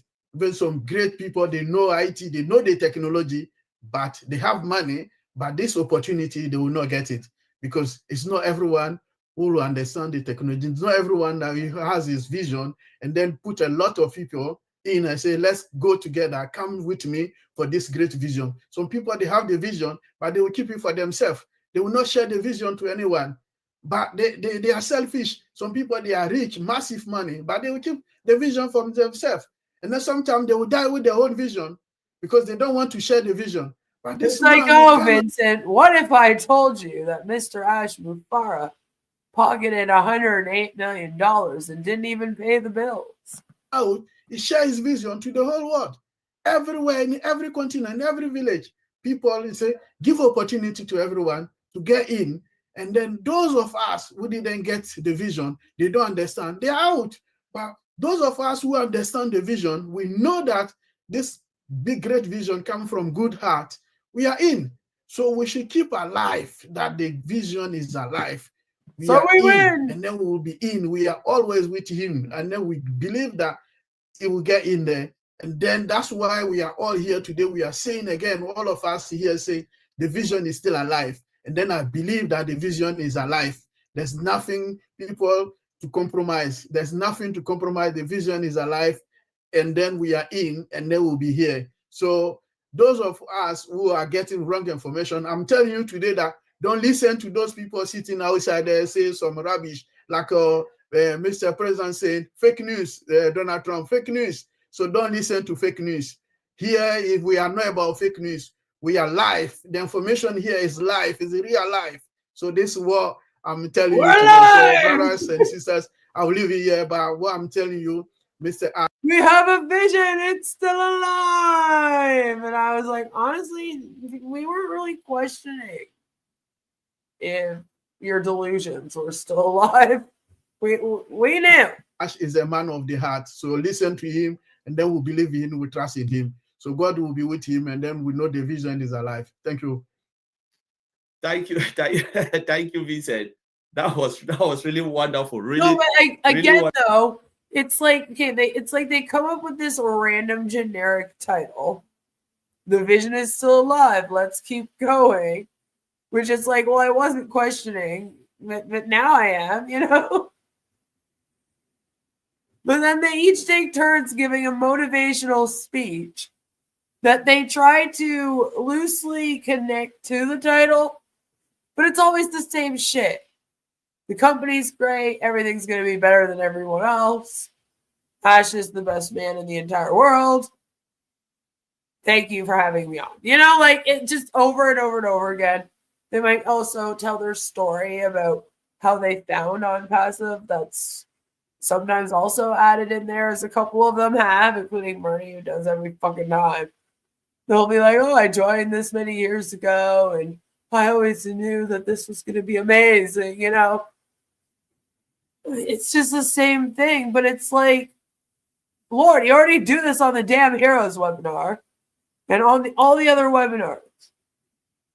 Could the OTech pros not actually be about a business? But at the same time, it's like they don't really have one.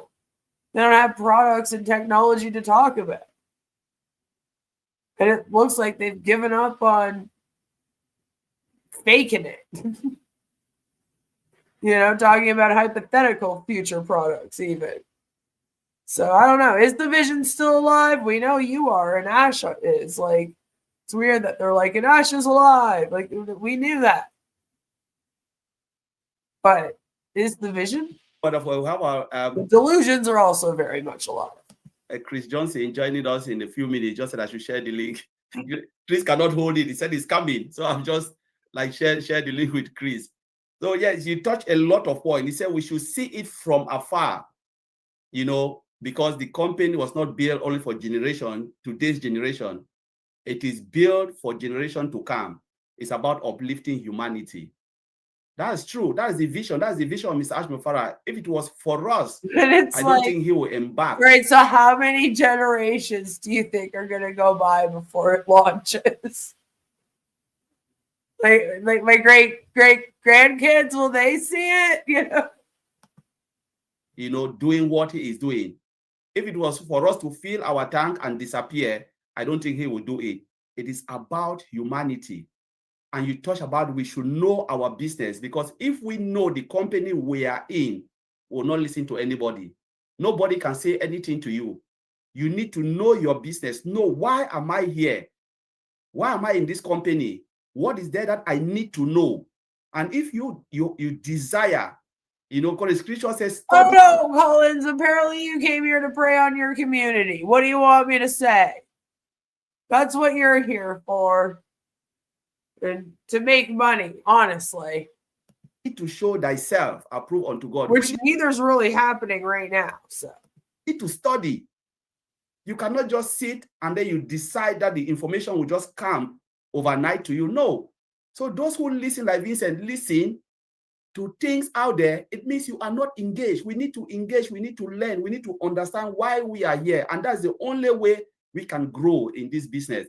So thank you, Vincent. Thank you for touching most of those points. If I go to Chris, please get ready. But yeah, it is the only way you can grow in this business is by imagining your growth and a vision. Because you can't grow any other way. You can't recruit anyone, so you can't grow your team.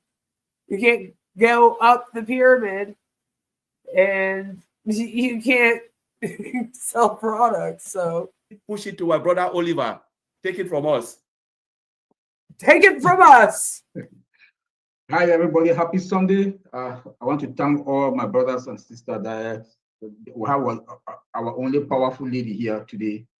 Thank you for being with us today, Sister Joyce. And Chris Johnson, I hope you're getting better, and you pray for others. We also pray for you. You will get better. I heard your voice today and the past since yesterday. You are under the cold, but God is there. I will start talking about the vision is still alive and we should keep going. Yeah. Let me start with myself. When my brother, the name of the webinar, Oliver, very good. Bob Takusi introduced me to this business. Within second, I was in it. And when I got in, I looked into the whole structure, look at the model, the business model, look at the technological side of it. That is when I started saying, we are fine. I did not only say we are fine, but like looking into the technology, the technical side of it, how they are going to build it. We are fine. Okay.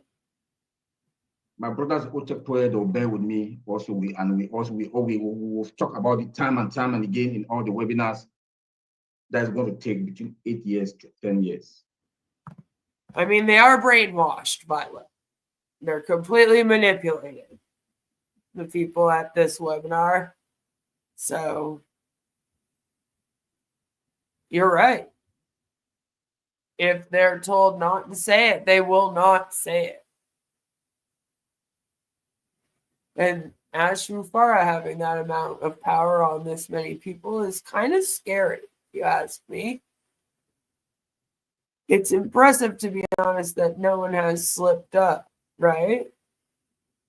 That 8 years to 10 years, we've not even got to 8 years.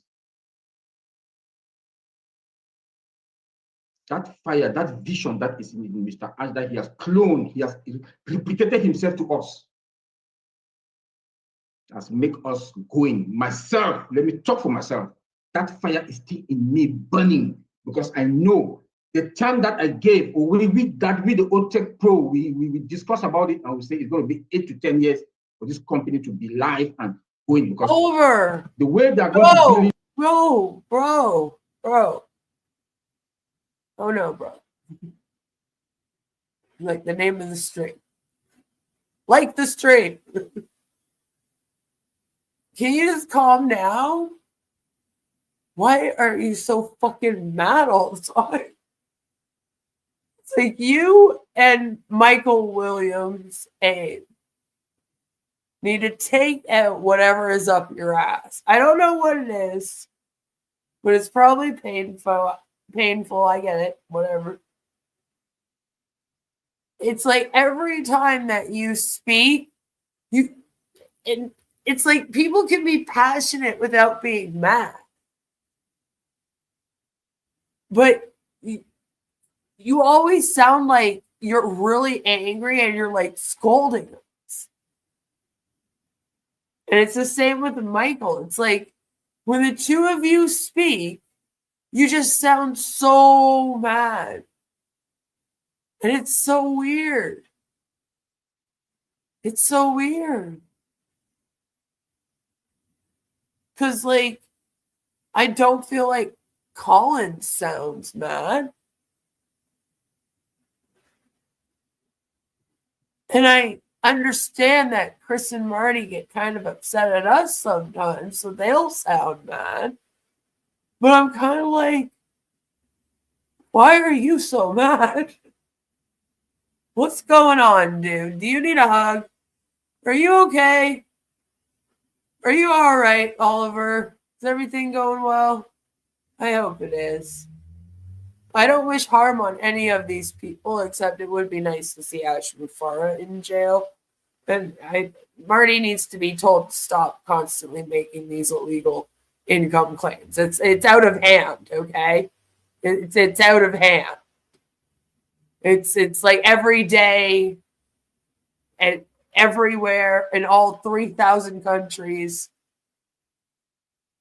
That's right, an extra 1,000 have formed just in the time we've been streaming. I guess that's a great way to take over the world. You just invent countries. There you go. You know, you can do, then everyone joins. Just make them up. You know, that targeted traffic, which one of them accidentally said AI targeted traffic, and that made me laugh because I was like, well, that's the thing, is that you can't really sell traffic that will 100% click on your link. The only way you can do that is if you're selling like AI bots, or just bots, by the way. They don't have to have AI, by the way. And they all for sure are programmed to go and click your link. So you know every single one that comes across it is going to click. You can't guarantee that with human beings. It's impossible. You can't. No matter how targeted the marketing is, targeted traffic is something that, you know, it's like human trafficking. How are people selling people? What is going on the internet? We're not even on the dark web, damn it. It just sounds so weird. It's like, I'm going to sell you 100 customers. Excuse me? You will buy 100 customers out of the back of my Jeep. Like, what do you mean? Targeted traffic. I'm going to sell you traffic that comes to your website and clicks and buys a product every time. They're real people using real products with a real company. We swear. It's like, no. No, obviously they're not. What do you mean? This is weird. May says, I think the plan Ash had all those years ago was to pocket a lot of money then disappear. He's now stuck with a lawsuit, an ideology, followers that keep pushing it all, and he has no idea how to stop. Do you know what? I think that you're right. At the start of this, that was his plan. But I think that before he got stuck with it, he was kind of like, oh my God, this is amazing. But like now that everything's gone terribly wrong, he's like, fuck, like, what do I do? I can't stop this, but I don't want to face this. So he's just like hiding out for as long as he can. And it's just going to show up now just enough times to like keep them semi-controlled, you know, which apparently means that he has to show up about once every 2 to 3 months. And they'll accept that and be just fine with it, as he's already tested the waters on that. So it's like, what, is he only going to show up every couple months now and be like, don't worry, guys, everything's going great. Don't be sick.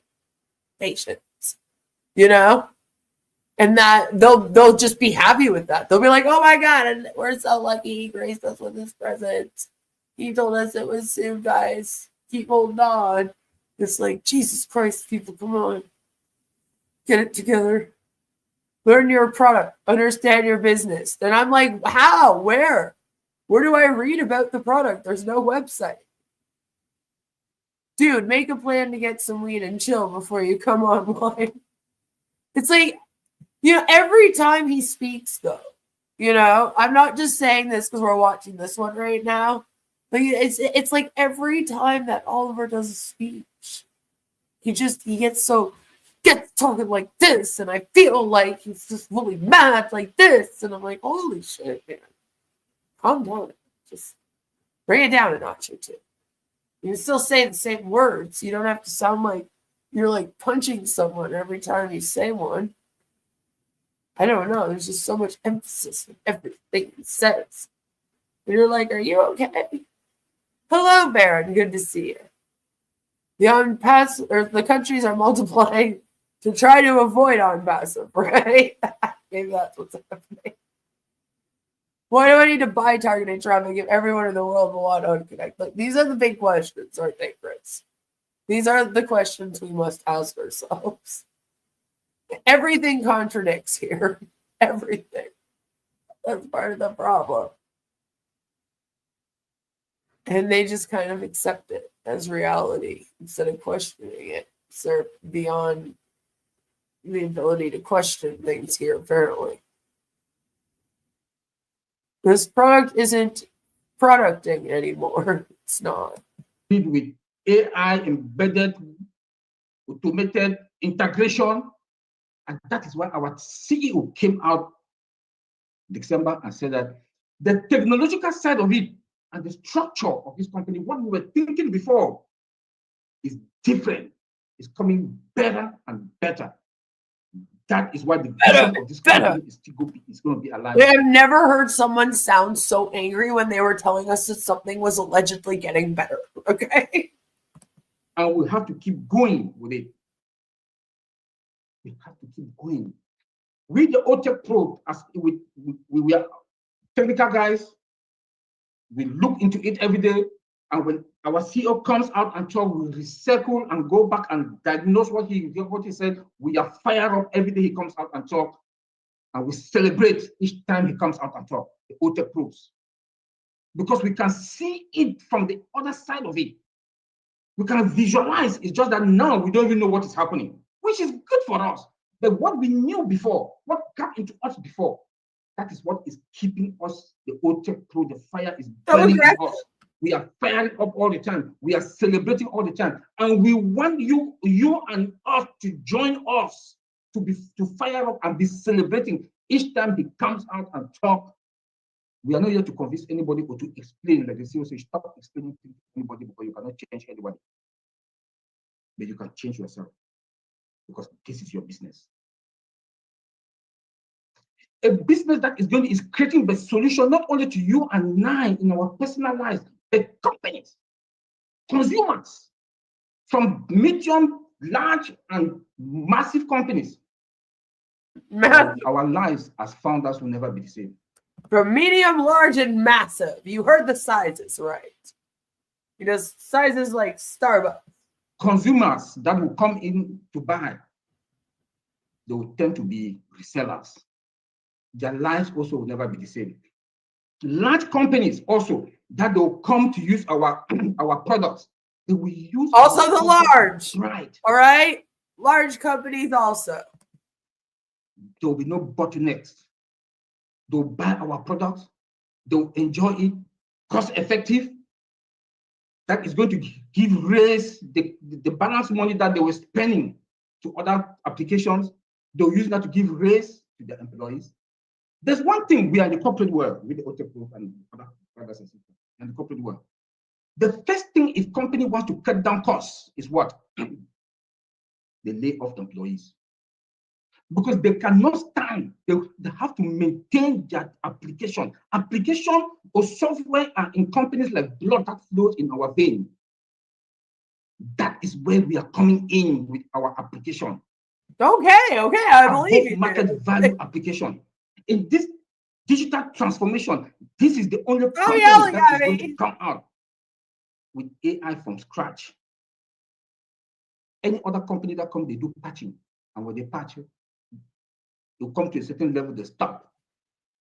They will have that plain field. It's so funny. They always have to shit on other companies too. That we are learning with. You can learn any plane, any Concorde, any Boeing on that plain field. That what Mr. Ash is billing for an application. Man, there's also been a lot of scammer throat clears tonight. Or a software, or a product. Anything can land on it. So the technological side of what he's building, that is his vision. He wants to build something. He is building something that the whole world can come assemble there. Nothing, it will not blink. That is the life. That is the vision of Mr. Ash Mufara, and that is the vision that is making us the OTEC Pro today. We are fired up all the time. Fire up! And that is one you people should join us, know your business. You don't need to be an IT person. You don't need to be a reseller. You don't need to be a marketer. Even my grandmother. Kane, you don't have to be all mad and yell at me. Do you talk to your grandmother like this? Jesus. Will be able to access Jesus. play with it. Because when we look at the interface of O Connector came out that we were all playing with it, it was we had everything in front of us. From calculator, whiteboard, you know, emojis and all. It was in front of us. But if you look at the other application, it's not. It's not. So when you look into all these things, them detail, you hear when the CEO comes out and talk. You know, what do you think? Join us. Let me say this. I can't join you. It's not the limit for us. Sky is when we are starting. Sky is when we are starting. It's not the limit. Because what he is building, his vision is not for today's generation. His vision is for everlasting generation. It's a movement. And that is why our children will continue and continue and continue. Legacy, a legacy that is unlimited. Why is he so mad? That when I talk to my brother, the OTech pros also will have our different what we want to do. You know, that my brother Bob. I feel like he either talks, like he goes back and forth between talking to us very calm and softly, and then talking to us like this. And it's so weird. Who said he's going to give his generation life health insurance. When I talked to Mike Ellis who said he wants the healthcare system in Colorado. He wants a healthcare system in Colorado that everybody will come to have free healthcare in the state of Colorado. This is what we are talking about. What? Why is it that God's hand is not there? He's whispering at us, for fuck's sakes. Going to be on this one. He can't. He doesn't know what he wants. This is your company. Master it. Because we are getting to that implementation phase. Don't wait. When we get into that implementation phase, then you start asking questions. Get in now. Oh, Johnson is there with Marty. Don't do that. You know how they feel about asking questions. The live Monday through Sunday. Go there and listen. You have OTech Pro comes out twice a month. Come here and listen. You have Heroes. Go there and listen. You have Andy. Is coming out. Go there and listen. Comfort. Andy came out. Shows that are coming out. Julie and Michael Williams. Listen. These are the shows that are coming out. Listen, because we are getting there for the implementation phase. When I say implementation phase, is that Michigan, and Jocelyn down in Michigan. Dan, where? Colorado, Marty, New Jersey. Look, we are all here. Remix. Technology has brought us together, and we have a family. When you look at that family, when we talk about that, we are your brothers and your sisters keeper. For example, Chris Johnson, every day. I don't know about it now. Chris Johnson talks about prayers every day. He prays for those who are sick. He prays for everybody. He calls their name. He announced birthdays. Only family that they can come together like this. We know everybody. We talk about everybody every day. This is family. This is what Mr. Ash has created. Oh, there is no company on this planet Earth like that. Our business model is different. And there's that one thing that Ash always talk about. Impact others' their lives. Humanity. Humanitarian. What will you do with the excess after you fill your tank? This is the vision of Mr. Ash Mufara that is still alive. Oh, and Lord. we should keep it going.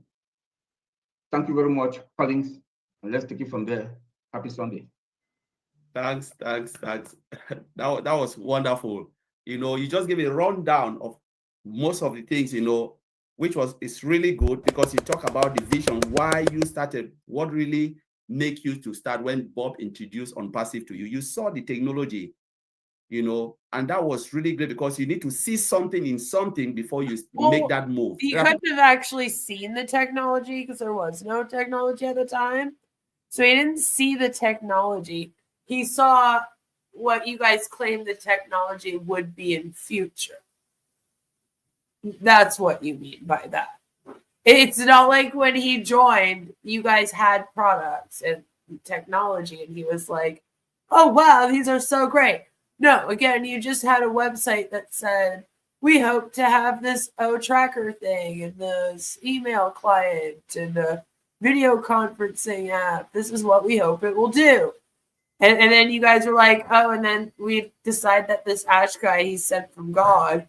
And so we're going to be in this thing. That's the real story, though. People will just join something and they never wanted to take a look. But it's a clear example of someone who really knows what he wants. You take a look and it stick with you. So that's why you have that burning desire up till now. Every day is just grow and grow and grow because you are in it and you want to learn more. And you said something, you said, you want to win it. Building something massive, technological wise. He's building something massive. It doesn't sound so good. You're in it and you want to lend more. That doesn't. In it to lend more. You know, I don't like it. I like in it to win it way better. Where everybody can learn in it. So it is for everyone. Those who choose to come in it, they will never regret. For medium-sized company, large-sized company, you know, people like you and I, everybody anywhere. Itty-bitty companies too? Like, what are we doing here? You have something Onpassive to use. You touch that point and you say, sky is the start. It is not the end. That is the beginning. Sky is the start. Because they are building something for generation to come. Thank you, my brother Oliver. I will just move now to our brother Chris Johnson. Oh, Lord. Well, here we go. I'm late. As most of you know, I'm a little sick. So if I cough or if my nose starts running, just try to catch it for me because I can't. Wow, I've been listening this whole time. And Joycey, my sister from Michigan, you make every one of these guys. Chris, stop wearing that fucking hat, okay? For some reason, all these people who claim to care about you are not doing this for you. So I'll do it. Again, I got to be the one, you know. That hat looks fucking awful on you.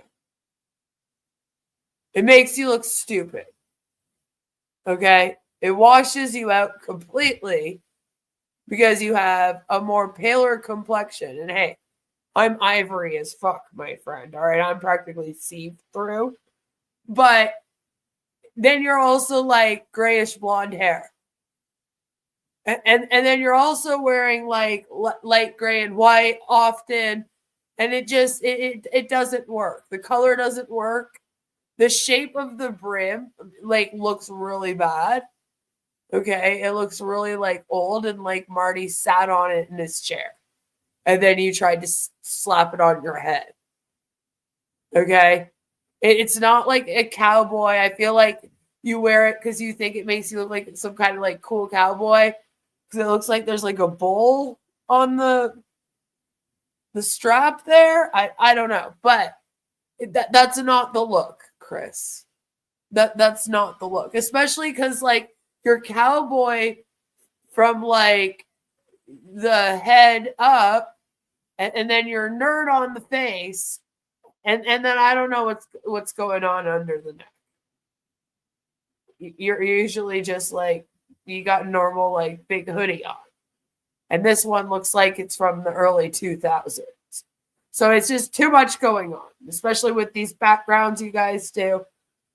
So no one is telling you this. Stop wearing that hat.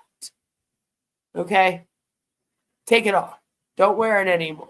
For some reason, it's become your favorite hat, and it drives everyone insane.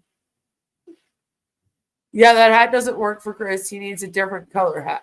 When he wears like a normal baseball cap, he looks fine. Like that's more his thing. It's just nothing about Chris is really like country. Maybe he likes the music. I don't know. But it's like nothing about him. And this is an awful hat. It's just also a very bad hat. Maybe if it was a different, better cowboy hat, but I still feel like it doesn't go with who he is. So it's just kind of like weird, you know? Like I don't know. It drives everyone crazy in my chat. Every time he comes on with the hat, everyone's like, "Oh my God, this hat!" You know? He's a little slow, isn't he? Chris, please don't wear that hat. You look silly. See? Go back to the Onpassive hat. I totally can't wear that one. That would be a useless hat for actual cowboys, right? Also, don't wear a Lions hoodie. He probably will, though, Jeff. Just saying. He looks like a boomer version of the Village People. It's true. That's the vibe it's giving instead of like cool hat or cowboy. It's just this. I feel like those are the things he's trying to go for, but instead, yeah, it's like boomer wanting to dress like the Village People. I bet Ash complimented him on the hat, so now he wears it. He's like, I'm sleeping with this on my head. I'm never taking it off now, right? The vector V, which is an Onpassive logo, vector is a coded symbol of the Illuminati. Meh.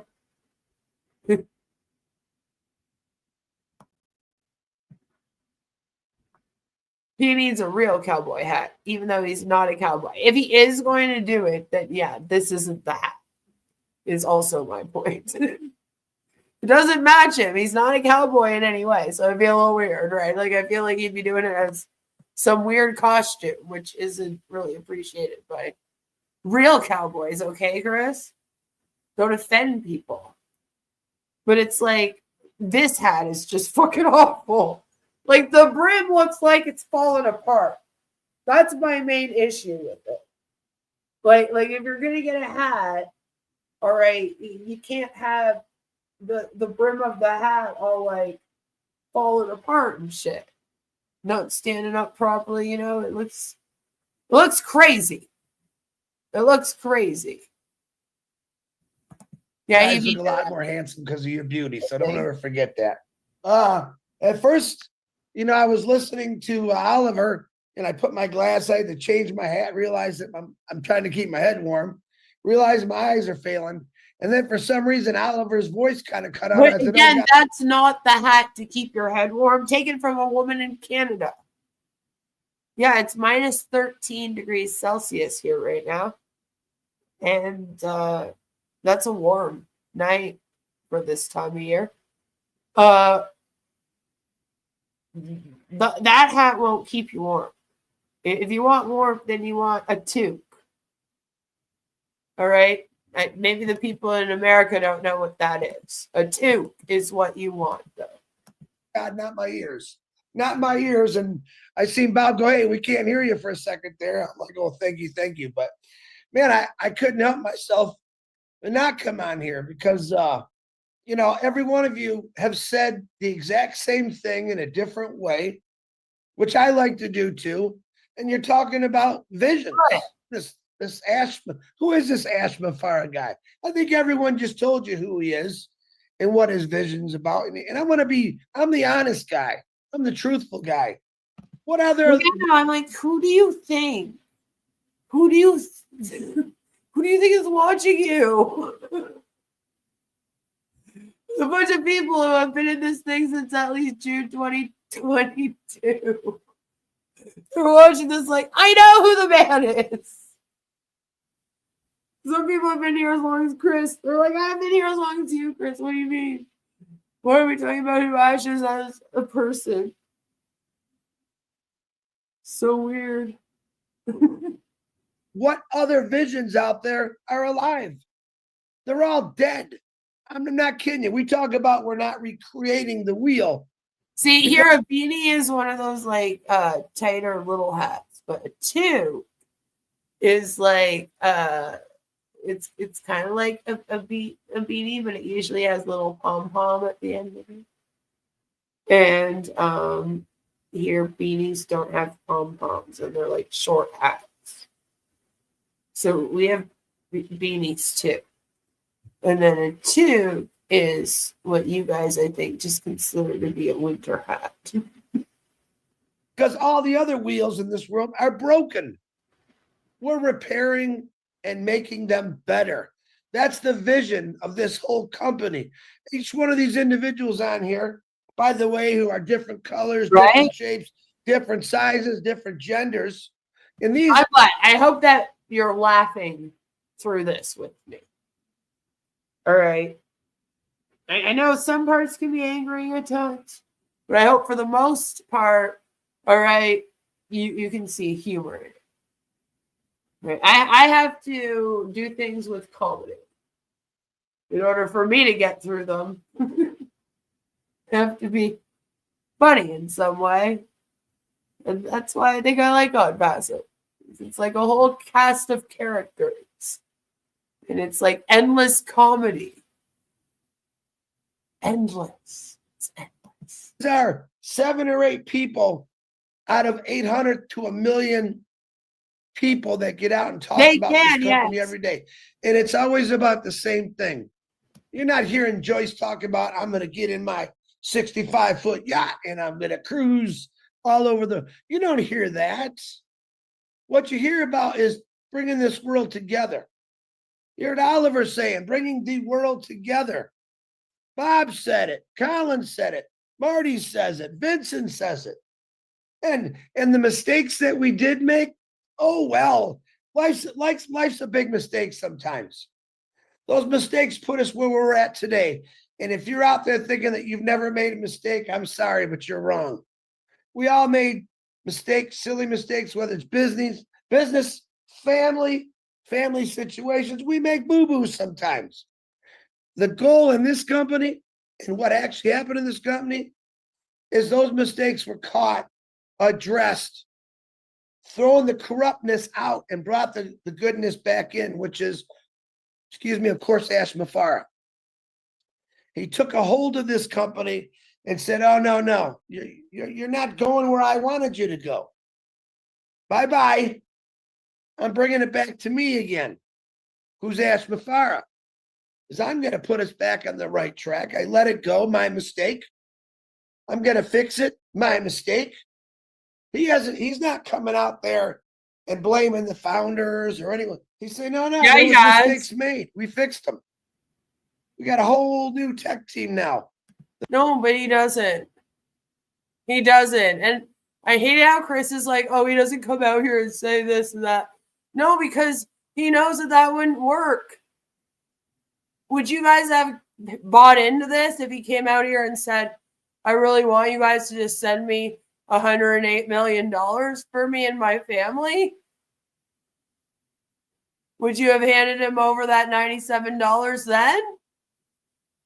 No. No, you wouldn't have. So of course he hasn't said anything like that. You know? He's manipulating you. You moron. Been telling you that for years. I Googled them, but Marty says I can't trust that. Yeah, Marty's exact quote was, Google is a search engine, not a truth engine. And I said, yeah, but you have a better chance of finding the truth on Google than you do on the Onpassive website, which was made just to manipulate you.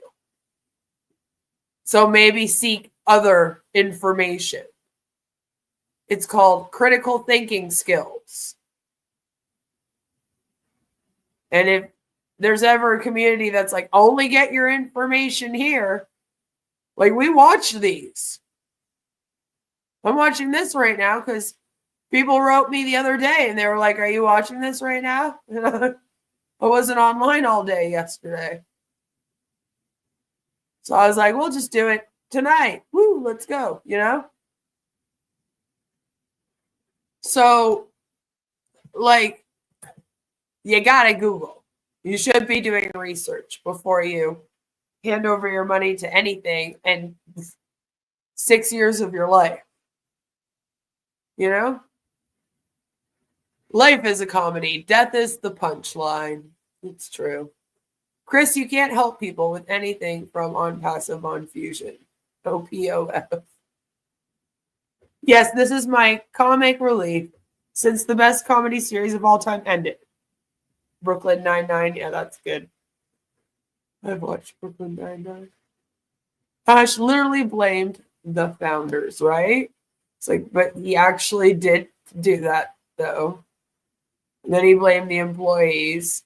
And then I believe he blamed Mohammed Nazal, or at least you guys did. And I don't know where you got it from. I'm assuming he said something. And, well, or it was just the timing of him leaving with what Ash said, because Ash was trying to blame a unnamed person, which creates a witch hunt. And now it looks like that unnamed person might have been Muhammad Kamal. But even that, like, it's like, okay, but Ash put these things in his name. Like, obviously they plan to do that together at some point, you know. Still his fault. I'm going to hate when Onpassive shuts down. Not sure where I'll get my entertainment. We'll find a new one. Geez, I was just listening for a bit without the visual. I see what you mean about how terrible Chris's fashion choice looks. Yep. No, it just, everything clashes here. Everything clashes. But blame Bangladesh. They would probably do. The best in the world, creating things for all of us. Anyone that's listening. All right, there is nothing out there that's better than this. Because unless you got a couple $1,000 to spend a month. Chris, you literally say that you've never done network marketing or any online businesses, and this is your first one. So how do you know? You don't know. According to you, you've never searched for anything else. So you don't even know that. So weird that you make these contradictory statements. On products that are going to sit in your basement or your garage, and you'll spend the rest of your life using those products because you're really not going to sell them. I guarantee you that. Heck, I got some of my parents' original stuff in Amway that they were selling 40 years ago. And guess where is it? Still in my basement. All right. And guess what? Amway's still around, Chris. Amway's still around. I've covered it, Chris. Onpassive, in many ways, is worse than Amway. Like Amway, you guys are no longer going to tell people what they're joining, I guess. But Amway has products for you to have in your basement and sell. They have an agreement with their distributors. People that at least can make a commission, not a great one, but at least they can work their MLM in Amway. They can't, you guys can't even do that here. So when you're in your position, you can't really shit on Amway when what you're selling is less legit, you know? I'm not selling anything. I think maybe people should buy less from YouTubers. It's okay to support your favorite YouTubers, but maybe we should not be promoting things constantly. They often end up being scams. Like even like BetterHelp is a scam, and everyone still promotes it. It's like, what the? Canada is going to be the 51st state and be the kick-ass state. Right? He doesn't know that, right? He doesn't know anything, Chris. Chris, your chin is looking like one of Foodie Beauty's chips. You need to get a grip on that situation, bro. Maybe get off the carnivore diet. Hope he has some of the old laundry detergent stuff from the mid-70s was good. Jesus, Joe. Stop going there. Lord. And this is the key here. This company loves other businesses. We want to help promote other businesses through our targeted traffic. All right. Now that's a vision. How many other companies address other companies? You know, Ford isn't going to go out and advertise for Chrysler or vice versa. But this guy says, oh, what do you got? Yeah, I'm going to give you targeted traffic, the best targeted traffic, AI targeted traffic. And I'm going to send it to Chrysler. I'm going to send it to Buick. I'm going to send it to General Motors. I'm going to send it everywhere. You wish. People who loves cars. And I'm going to promote your company through my company to promote your company to get bigger and better. There is not any business in the world that goes out to promote another business, because what do they want? They want it all to come to them. Ash Mafara made it where, oh, no, we're going to share the wealth with everyone. We're not only going to promote targeted traffic, we're going to blow every single business up in this world so that they can better. So the world increases in wealth and strength. And what happens when you increase wealth and strength in people? The world starts smiling. The world's a lot easier. That's the whole goal of this company. It wasn't about Ash Mafar. Listen, if you know him like I know him, he'll give you anything that he doesn't have to make you happy. That's who he really is.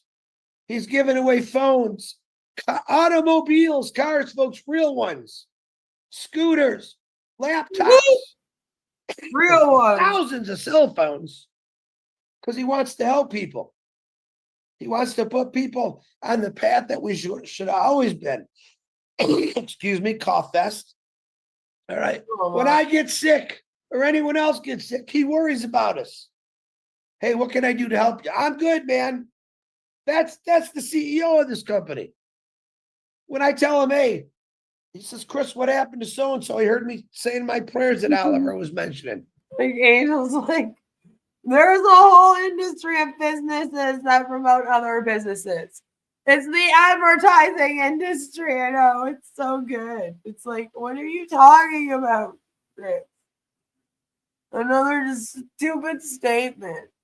It's like, what do you mean? There's also like 500 MLMs just like this one wants to be. Many that are all about selling the tech products. Some of them are about doing like teaching / coaching and selling like courses and whatnot. But all of them will also tell you that it's for your own business, right? Whatever MLM that you're in. Like, it's crazy, but there's a bunch of MLMs that prey on MLMs. Like, it's a whole thing. So not only is there the whole advertising industry, but then there's also like a whole bunch of companies just like this one. It's like he has no clue. He gave away 2, right? Oh, yeah, some bad things happen. Oh, man. He's a praying person. He believes in helping anyone. His heart breaks when something goes wrong with someone else's family. He wants to lift us all up. So visions? Yeah, this guy, it's not even a vision. It's reality right now. He's helped millions of people already, but a lot of us just don't know it that aren't plugged in. I know it personally what he's done for people. I know personally what he's going to do for people everywhere. We're not representing one little country. We represent every single country and every person that's out there that wants it. And I got news for you. I'll let you in on a little secret. Everyone needs this, because I don't know anyone, especially people on this panel, that haven't struggled or are struggling through financial, through health. And if you heard every one of these, healthcare, Oliver talked about Mike Ellis and healthcare, who right here could need some good insurance right now. This is all stuff that's been in the plan for over 6 years. But yeah, who needs good insurance right now? Could you imagine getting insurance from these people? Could you imagine? You like call up the insurance company, you're like, I need to make a claim, and then this guy shows up. Stop going there. Or like this guy. My name is Ash Mufara, and I'm your friend.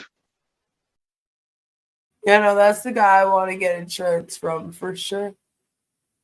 So that's what Mike Ellis is up to, eh? Is it? These countries you represent don't know you. right? You can't give away free stuff, not anymore. Well, 2010 countries. Probably 20 years for Ash Mafara, because he's thought everything through. 1000%. He said to himself, I got to do better. I got to show people how I can do better. And that's exactly what he has done. Right? Yeah, we got some evil people. Who cares? We're going to smother them. The goodness of this company is going to smother a lot of evil people. Smother? Because we're going to bring people up, not bring them down. Excuse me. Is that a threat? Are you saying you're going to come here and smother me? The whole idea of Ash What do you mean with Mafara. that? Bring people up. Shine the light on them. You know, this company is like a big So why are you playground. standing late? All right. You supposed to come smother me? Just think of yourself as a 12-year-old kid or a 59-year-old man. When you go to the playground, what do? You get on the teeter-totter. You go down the slide. You get on that swing, and guess who's pushing you in this playground? Ash Mafara. And you know, as a kid, you look back, higher, Dad. Higher, Mom. Ash Mafara, I'm pushing. I'm going to get you higher. Look. I'm going to keep pushing until you're at the top. Smother Then I the want back. you to look down at all those people. Put your hand out and pull them up with. Chris just threatened to smother all of us. I think we're the negative people. With you. Start pushing them on that swing. That's what this company has always been about. It's not about Corvettes, Mercedes, mansions. Oh, I'm sure all that's going to come into the play in the future. But to be honest, my opinion, the first thing we got to do is fix humanity first.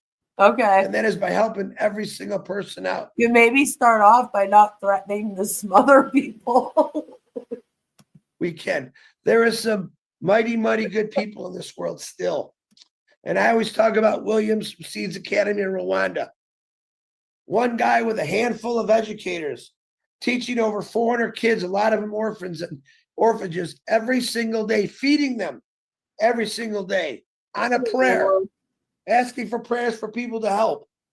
This company jumped in. When I say this company, I mean the family from all over the world helped raise so much money and built him an entire school, and they still help him out. There's thousands of more orphanages that need that same help. And I know in the future, every one of those orphanages are going to get help because we have people all over the world in every country. Africa, we always said we got a lot of work to do. But we got a lot of work to do in India. We got a lot of work to do in Bangladesh. We got a lot of work to do in Asia. The United States of America, we got all kind of work to do. Yeah, we still got people living on the streets. It's cold out in Michigan now. There's still people hungry. Go 3 days without food and see what that feels like. Maybe you'll understand this. You fucking stupid Chris.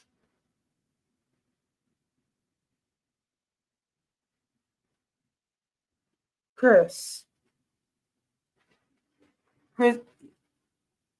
even the homeless people in America are doing better than a lot of the people that you've preyed on. In a lot of these countries that you hope to be in, and then you say something like, go 3 days without food and see how it feels. They probably have, Chris. Probably more than you ever have. Like, it's like you don't realize your place of privilege here. And the way that you say these things. Like you'll say something like that too when you're talking to people in like Haiti or South Africa. Like you would say that to the people in LA right now, even. Like it's ridiculous. Just don't say stupid things like this. All right? I bet you that a lot of the founders have struggled a hell of a lot more than you have, or even I have in life. And it's just, it sounds so stupid to say that. Lord. Who is donating to seeds, Chris? Oblast does not exist, and founders cannot donate without Oblast. They've been doing GoFundMes. Yeah, they're running GoFundMes also on the side to like do stuff. Chris had one going with people for the orphanages, but they're still going.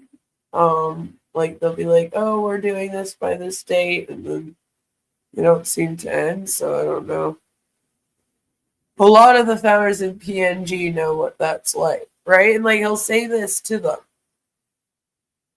right? He'll say this to them, and you're like, Chris, literally, like, come on, man, read the fucking room. It's bullshit to bring something like that up. The point is, no one should have to go without food, so don't encourage others who don't have to starve to start. Chris is so high and mighty, and that too. It's just first I got to get past the fact that he's sitting on a webinar that he's hoping all the people in Onpassive are going to watch, and he makes a statement like that. And then, yes, you are absolutely right. Why are we even making this statement? For that reason as well. It's like, there is no good way to twist this statement. No matter what angle you try to come from. It's just, this is why we don't say these things, Chris. You know, like, why don't you try to go 3 days without food and see what it's like? Lord. Actually, I think he is stupid. I've never seen any sign of brightness there. No insights, no logical arguments, no critical thinking. It's like they've never even left the U.S. and like traveled and seen the world. I feel like maybe you have to maybe do that a little bit if you're American to maybe get some emotional intelligence that is obviously lacking here. And I think that's what frustrates me. Is that I'm like you don't even have the capacity to understand the complexities of the situations that you claim you're going to fix for everyone. Yet you still come on here and you promise people this. And some of them are people that are really desperate for that help. So to do that is just fucking cruel. You know, if you can't help them, just leave them the fuck alone then. Like, Lord. But it's like they seek out people. And then they just make the dumbest statements to them in the meantime. Lord. There's a cause. I can battle the GoFundMes. All right, Ken. Well, you should come join the Discord. 3 days without food might help, Chris. But this man's literally on a carnivore diet, which is technically like an expensive diet. Meat's expensive right now, and he wants to eat all meat. And then he's sitting here like, maybe you guys should try starving for 3 days. It's like, oh, stop. Feel like Red is the smartest out of them. No clue why Red is in all this. Yeah, and Red got booted. A little birdie told me that he asked one too many questions to the leaders here. And so he's not in the in crowd anymore. And there has been a bit of trouble in paradise. Although they will still say, like, oh, Red's going live and la la la la la la. And they might still talk to him. He's been kicked down a notch, if you will. You know? It's interesting. This mission that we're on to help feed everyone, help change people's lives. The vision of Ash Mafara is nothing but good and honest. Everything else out there, there's no honesty in it. There's no integrity in it. There's not 800,000 to 1 million people getting out. It's like, okay, Chris, so you help build an orphanage, all right? But then the orphanage fills with children, okay?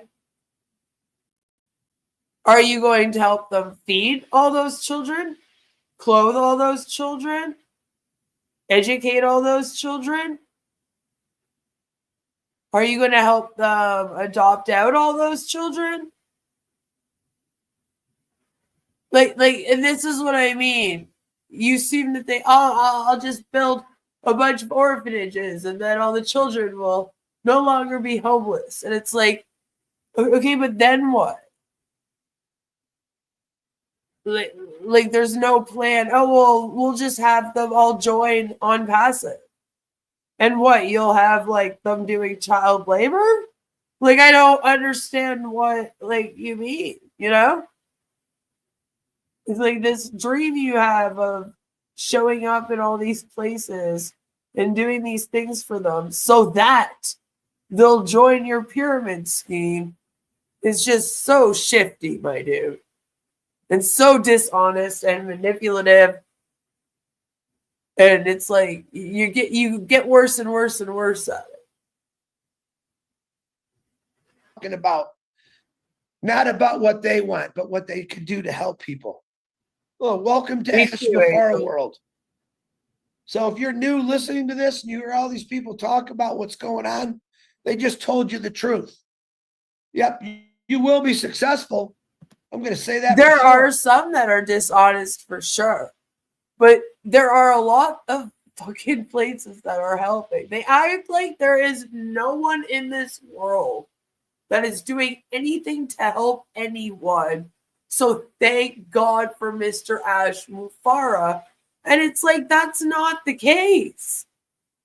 I mean, look at the fires in the US right now. A lot of people are getting together, sending help. Like when there's a natural disaster, people do help. There's organizations, there's agencies, up the yin yang out here that are trying to do things to better our world. Okay, and it's not that they suck or they're lazy or whatever. It's that these are very, very complex issues. And again, it's like to fix people being homeless, you don't just build a bunch of homes, you know? Like we're never going to live in a world where there are no homeless people. It's just a sad reality. And can you help them the best way you can? Yeah. But it's like we have things that are doing that. It's not like that does not exist. And he acts like if it does exist, then it sucks and Ash is better. And it's like, well, what the fuck has Ash done? Like who are we even comparing here? Like Violet is all like, I've been involved in quite a few different charitable initiatives. How dare you say we weren't honest? I have too. And I've worked in fundraising for agencies that do things to help people and blah, blah, blah. So this is why it pisses me off. Because it's like, no, there's tons of them out there. They're not all bad. Are there some that could do better? Hell yeah. Are there some scams out there? Hell yeah. But that doesn't mean they all suck. And surely, if we're comparing them to Ash, Ash isn't winning this race, okay? Like, I'm like, this man pocketed $108 million and didn't even pay his damn employees the wages that they're promised. And a bunch of them he made get a visa to come there to work for him. It's ridiculous. I don't understand. But your success is going to create a lot of happiness for a lot of people, because I know in my life, you're going to give back. Because when you are in that lowest spot in the world, where you feel lonely, there's no one to help, there's no hope. This is awesome, the hope, folks. I've been there. I got to bet everyone on this panel has been there one time in their life, whether they were young or they old. I had no hope when I was in my spot. That was 30 years ago. My only hope is 30 plus years of hard work. You want guarantee, go find a job that'll keep you for 30 years.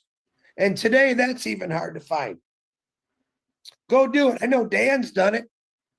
I know I did it. I know that young lady over there called Joyce Hicks. I know she's done it. And these other 4 IT guys, they're just amazing. Couldn't find a better bunch of guys. They haven't done it, I What guess. really goes on in the IT world. This is it. This is the hope. This is the completed wheel that's going to keep rolling and not downhill, guys, gals, uphill. It's never going to stop. This is the greatest vision ever. Ever. And it's there right now for you. No, it'll it's not. never be there again. No one else is going to come close to this. They might try to copy us, which we hope they do, because that'll bring humanity up even more when more business realize to be successful. Who tried to copy you? Who? I can assure you nobody's trying to copy you. You got to give back. Not one person. That's all I got to say. I can't believe I didn't cough. You Collins, did. thank you for always scraping me off the bottom. Say, get your butt out of here. You're in a completely different world than the rest of us. These people live in a completely different world than the rest of us do. Here, my 3 brothers, Bob, Vincent, and Oliver, I love you. Dan Street, you know I love you. Dan's already high up there in Colorado. He wants to go higher. That's his drive. And he's going to get there. Joyce Hicks, what a wonderful lady. Has done amazing things. Right, he coughed and he was like, "Oh, sorry guys, I got a coughing fit." Now he's like, "I'm surprised I didn't cough." Like, I swear to God, sometimes I'm like, "Did I enter some vortex? What is happening right now?" You haven't seen nothing yet out of her. And that What's guy wrong that with just these popped at Marty DeGumbo, sorry. I'm talking like Switzer now. DeGumbo, I like it. The Dumbo is my favorite though. What a great guy he is. Every day we get out here 7 days a week to tell people about this amazing company and why we talk about it and what the vision is. Angel says, "I can't stand how ungrateful Chris is for his 30-year job. He gets retirement and pension. No jobs like that with loyalty to employees exist anymore. All jobs are being outsourced and moved to AI now." Right? Right? Every person I know who worked in manufacturing and the auto industry is proud, but not Chris. Mm-hmm. Talk about how my dad kind of did. But I don't know. Chris always talks on them like they were the worst thing that ever happened to him. It's like, well, they did help you have the ability to live the life you do now, where you can just sit there and talk about this thing all day. So maybe appreciate them a little more. And it's like it's not like they're even it's not like they're in competition with Onpassive. Okay? Like, even if Onpassive did have really great products, like it wouldn't affect the auto companies. You know what I mean? Like, it's not like they would ever be in competition. So I'm like, what's even the point of that? Why can't you like your job and be grateful for the job you did and be thankful that you had such a decent career and also be like pumping out Onpassive right now in your retirement?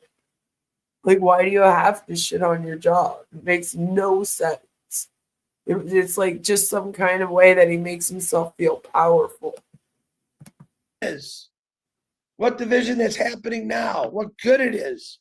There's nothing bad about this company. Mistakes? Yeah. I made a mistake of waking up this morning when I should have slept 2 more hours. All right. It happens. Oh, fuck off. The sure thing is, this is your hope right here. Like, this is your hope for your life, and this is the hope for humanity. There's nothing else out there. No one can get along in this world. We got politicians that can't get along. They're supposed to protect us. Come on into a company that's going to protect everyone. That's all I got. Whoever's the host, Mr. Ock. Thank you, Chris. Chris, that was really a better way, to put everything together. Whilst you was, you touched a lot of points as well. Things that I was just like, wow, saying something here, which is really massive. You talk about Hope. That's the reason why we are here. We are here because we know our today will be better than what? Our tomorrow will be better than today. Aren't you there because you hope that Ash will eventually release a product you can sell?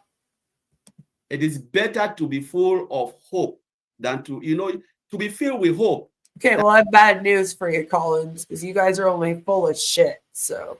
And to stay and then you are just hopeless. You're thinking like, my goodness, the whole my day is just. But that's the thing, you want everyone to feel like they're hopeless unless they're in this. And then this doesn't launch. And then when they start to feel hopeless again, you yell at them. Like, it's insane, Collins, okay? It's insane. Like, there is nothing out there for me. And when we think about, I always discussing with Oliver, Bob, Vincent, when we ever go out, say we are doing our job and it's so stressful, we know there is something there that will take care of this stress. Because there is when I'm at my job, I'm not like, oh, thank God I have that pyramid scheme that I have to go to webinars to when I get home. Like, I can't wait to get home to my family. Like, am I the weird one? What's going on? Think that we are hopeful because we know this company will take us to where we want to be, the financial freedom and time freedom. That is our hope. And that's the belief, that's the dream, and that's why we always want to go. You touched a point. You said the vision is nothing. The vision of Mr. Ashmofara is nothing. It's nothing but good and honesty. It's nothing but good and honesty. Good because he. Well, that's a lie. Not one bit of him is honest. He wants to do what? He cares about people. He cares about humanity. Does he? Honesty, because when there is something, things are not going right, he will always come out and say it. Really? He takes responsibility. He doesn't blame anybody. Where is he? He takes the blame. He always looks for a way to solve a problem. That is the honesty of. Is he gonna show up for the last 4 minutes here? Like, what's going on, dude? 4 minutes exactly. One who cares about people. He said, I will never let you down. He made a statement. He said, if I come out every day telling you something that I cannot do, my conscience will never allow me to do that. I will never sleep in peace. That's what he said. He said, if I know I cannot do it, I'll come out and say, you know what, this is the end of it. Where will you see a CEO with such honesty like this come out and be honest and be truthful? And Oliver touched it because Mr. Ashmofara is alive. The dream is alive. I think it was Bob who said it.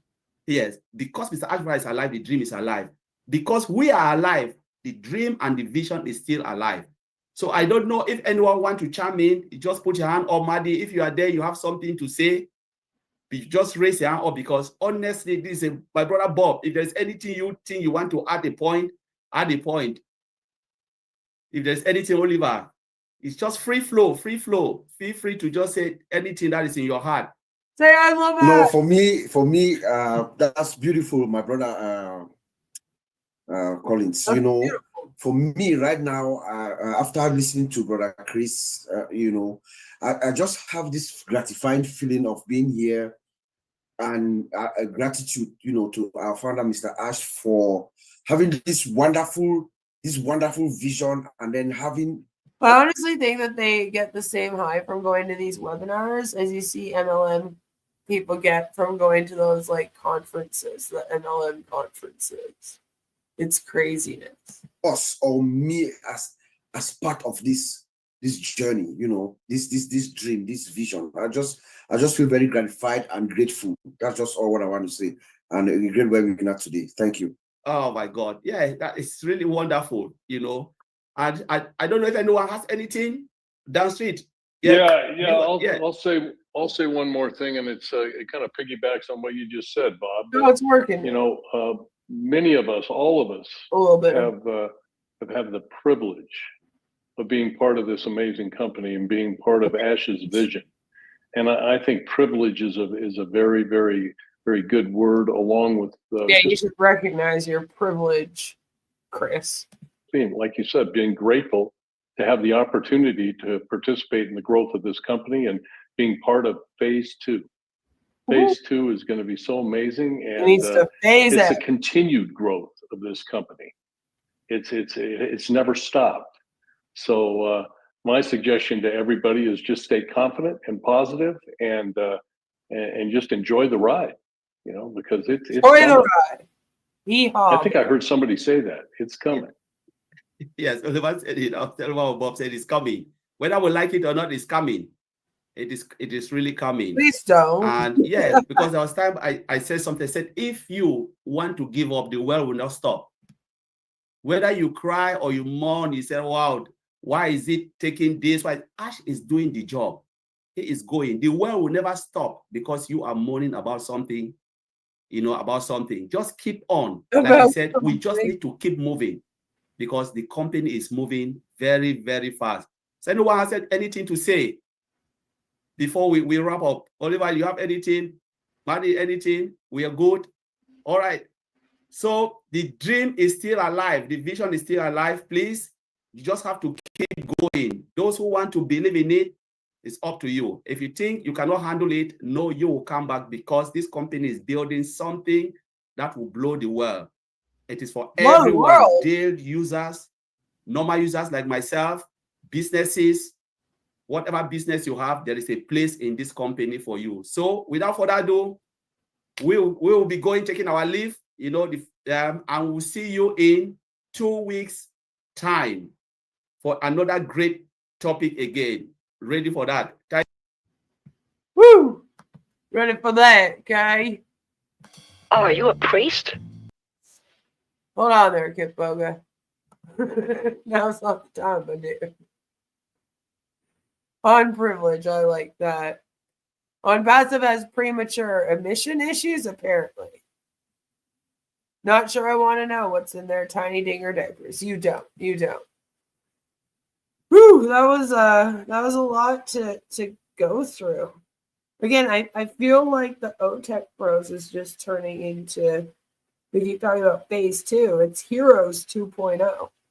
Like, it's just the same thing that they do at their Heroes thing, which they're apparently putting on right now, by the way. And it's just a lot of bullshit. Like, they're full of bullshit. I know they want to be full of hope, but they're full of bullshit. But you heard them. The vision's still alive. And so is Ash Mufara, even though he said do or die, and well, certainly isn't doing. So, but he's still alive, and he's apparently still your friend. So I guess hold on for the journey. Like they said, it's just getting started. Woo! Yay! Thank you guys for coming and hanging out with me tonight. I really do appreciate all of you coming here last minute notice. I did post a video today about Dr. Drew, so go and check that out because I might be covering more of that in the future. I find it fascinating. Let me know what you guys think. Ash will drag phase 2 on for 6 to 7 years, right? 6 to 7 years, there will be another coup and then phase 3, right?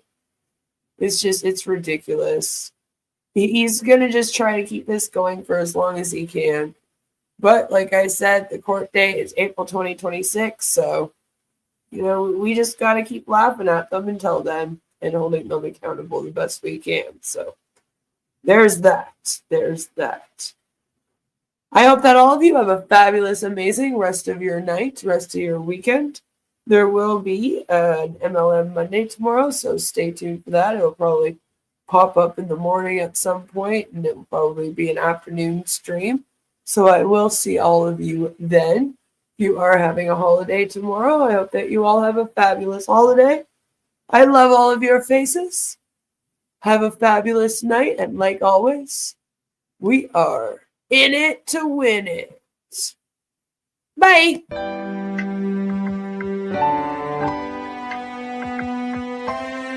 My name is Ash Mufara, and I'm your friend.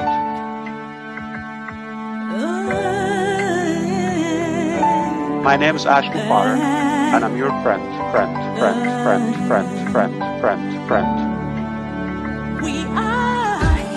I'm Mike Ellish, by the way.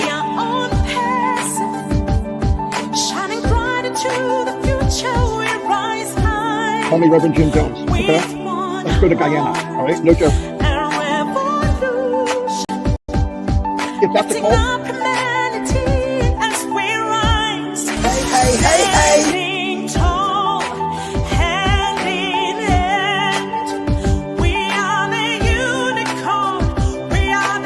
And I'm your friend.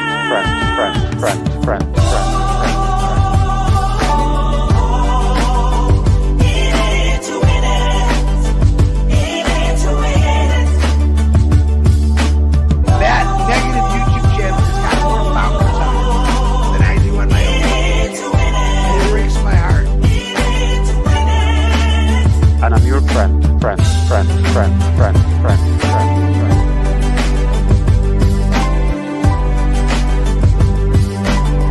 My name is Ashmo Potter. If you're rude, if you've been doubting or spying or we know who you are. Stop going there. She wants to be the first to make us look silly. Yeah, Queen of Karma's on there asking for a debate. That's the lady I brought on. Her debate was 3-minute Ash. Another Queen of Karma person. Asking about why don't we answer the question about religion. I think we've answered that over and over again. I've been answering them all morning long. It's not the answer you want, but only Reverend Jim Jones. Okay? Let's go to Guyana. All right, no joke. All right, this is a great way to start your day. Come here and tune in to crazy men talking about their experiences.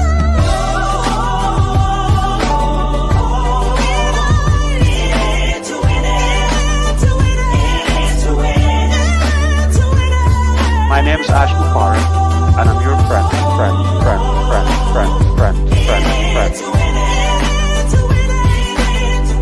I'm Mike Ellis, by the way. Have a fabulous rest for your weekend. I love all your faces. And I'm your friend.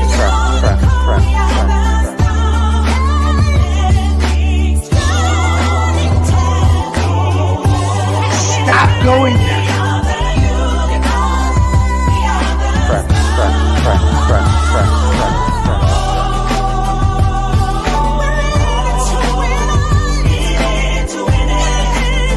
That negative YouTube channel has got more followers on it than I do on my own YouTube channel.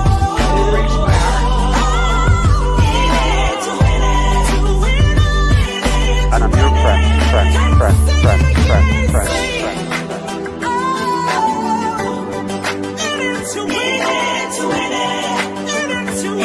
My name is Ashmo Potter.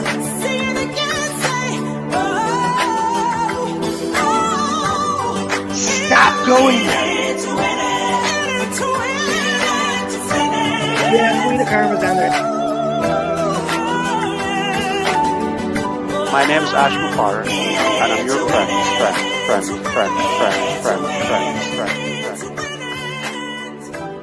Let's go to Guyana.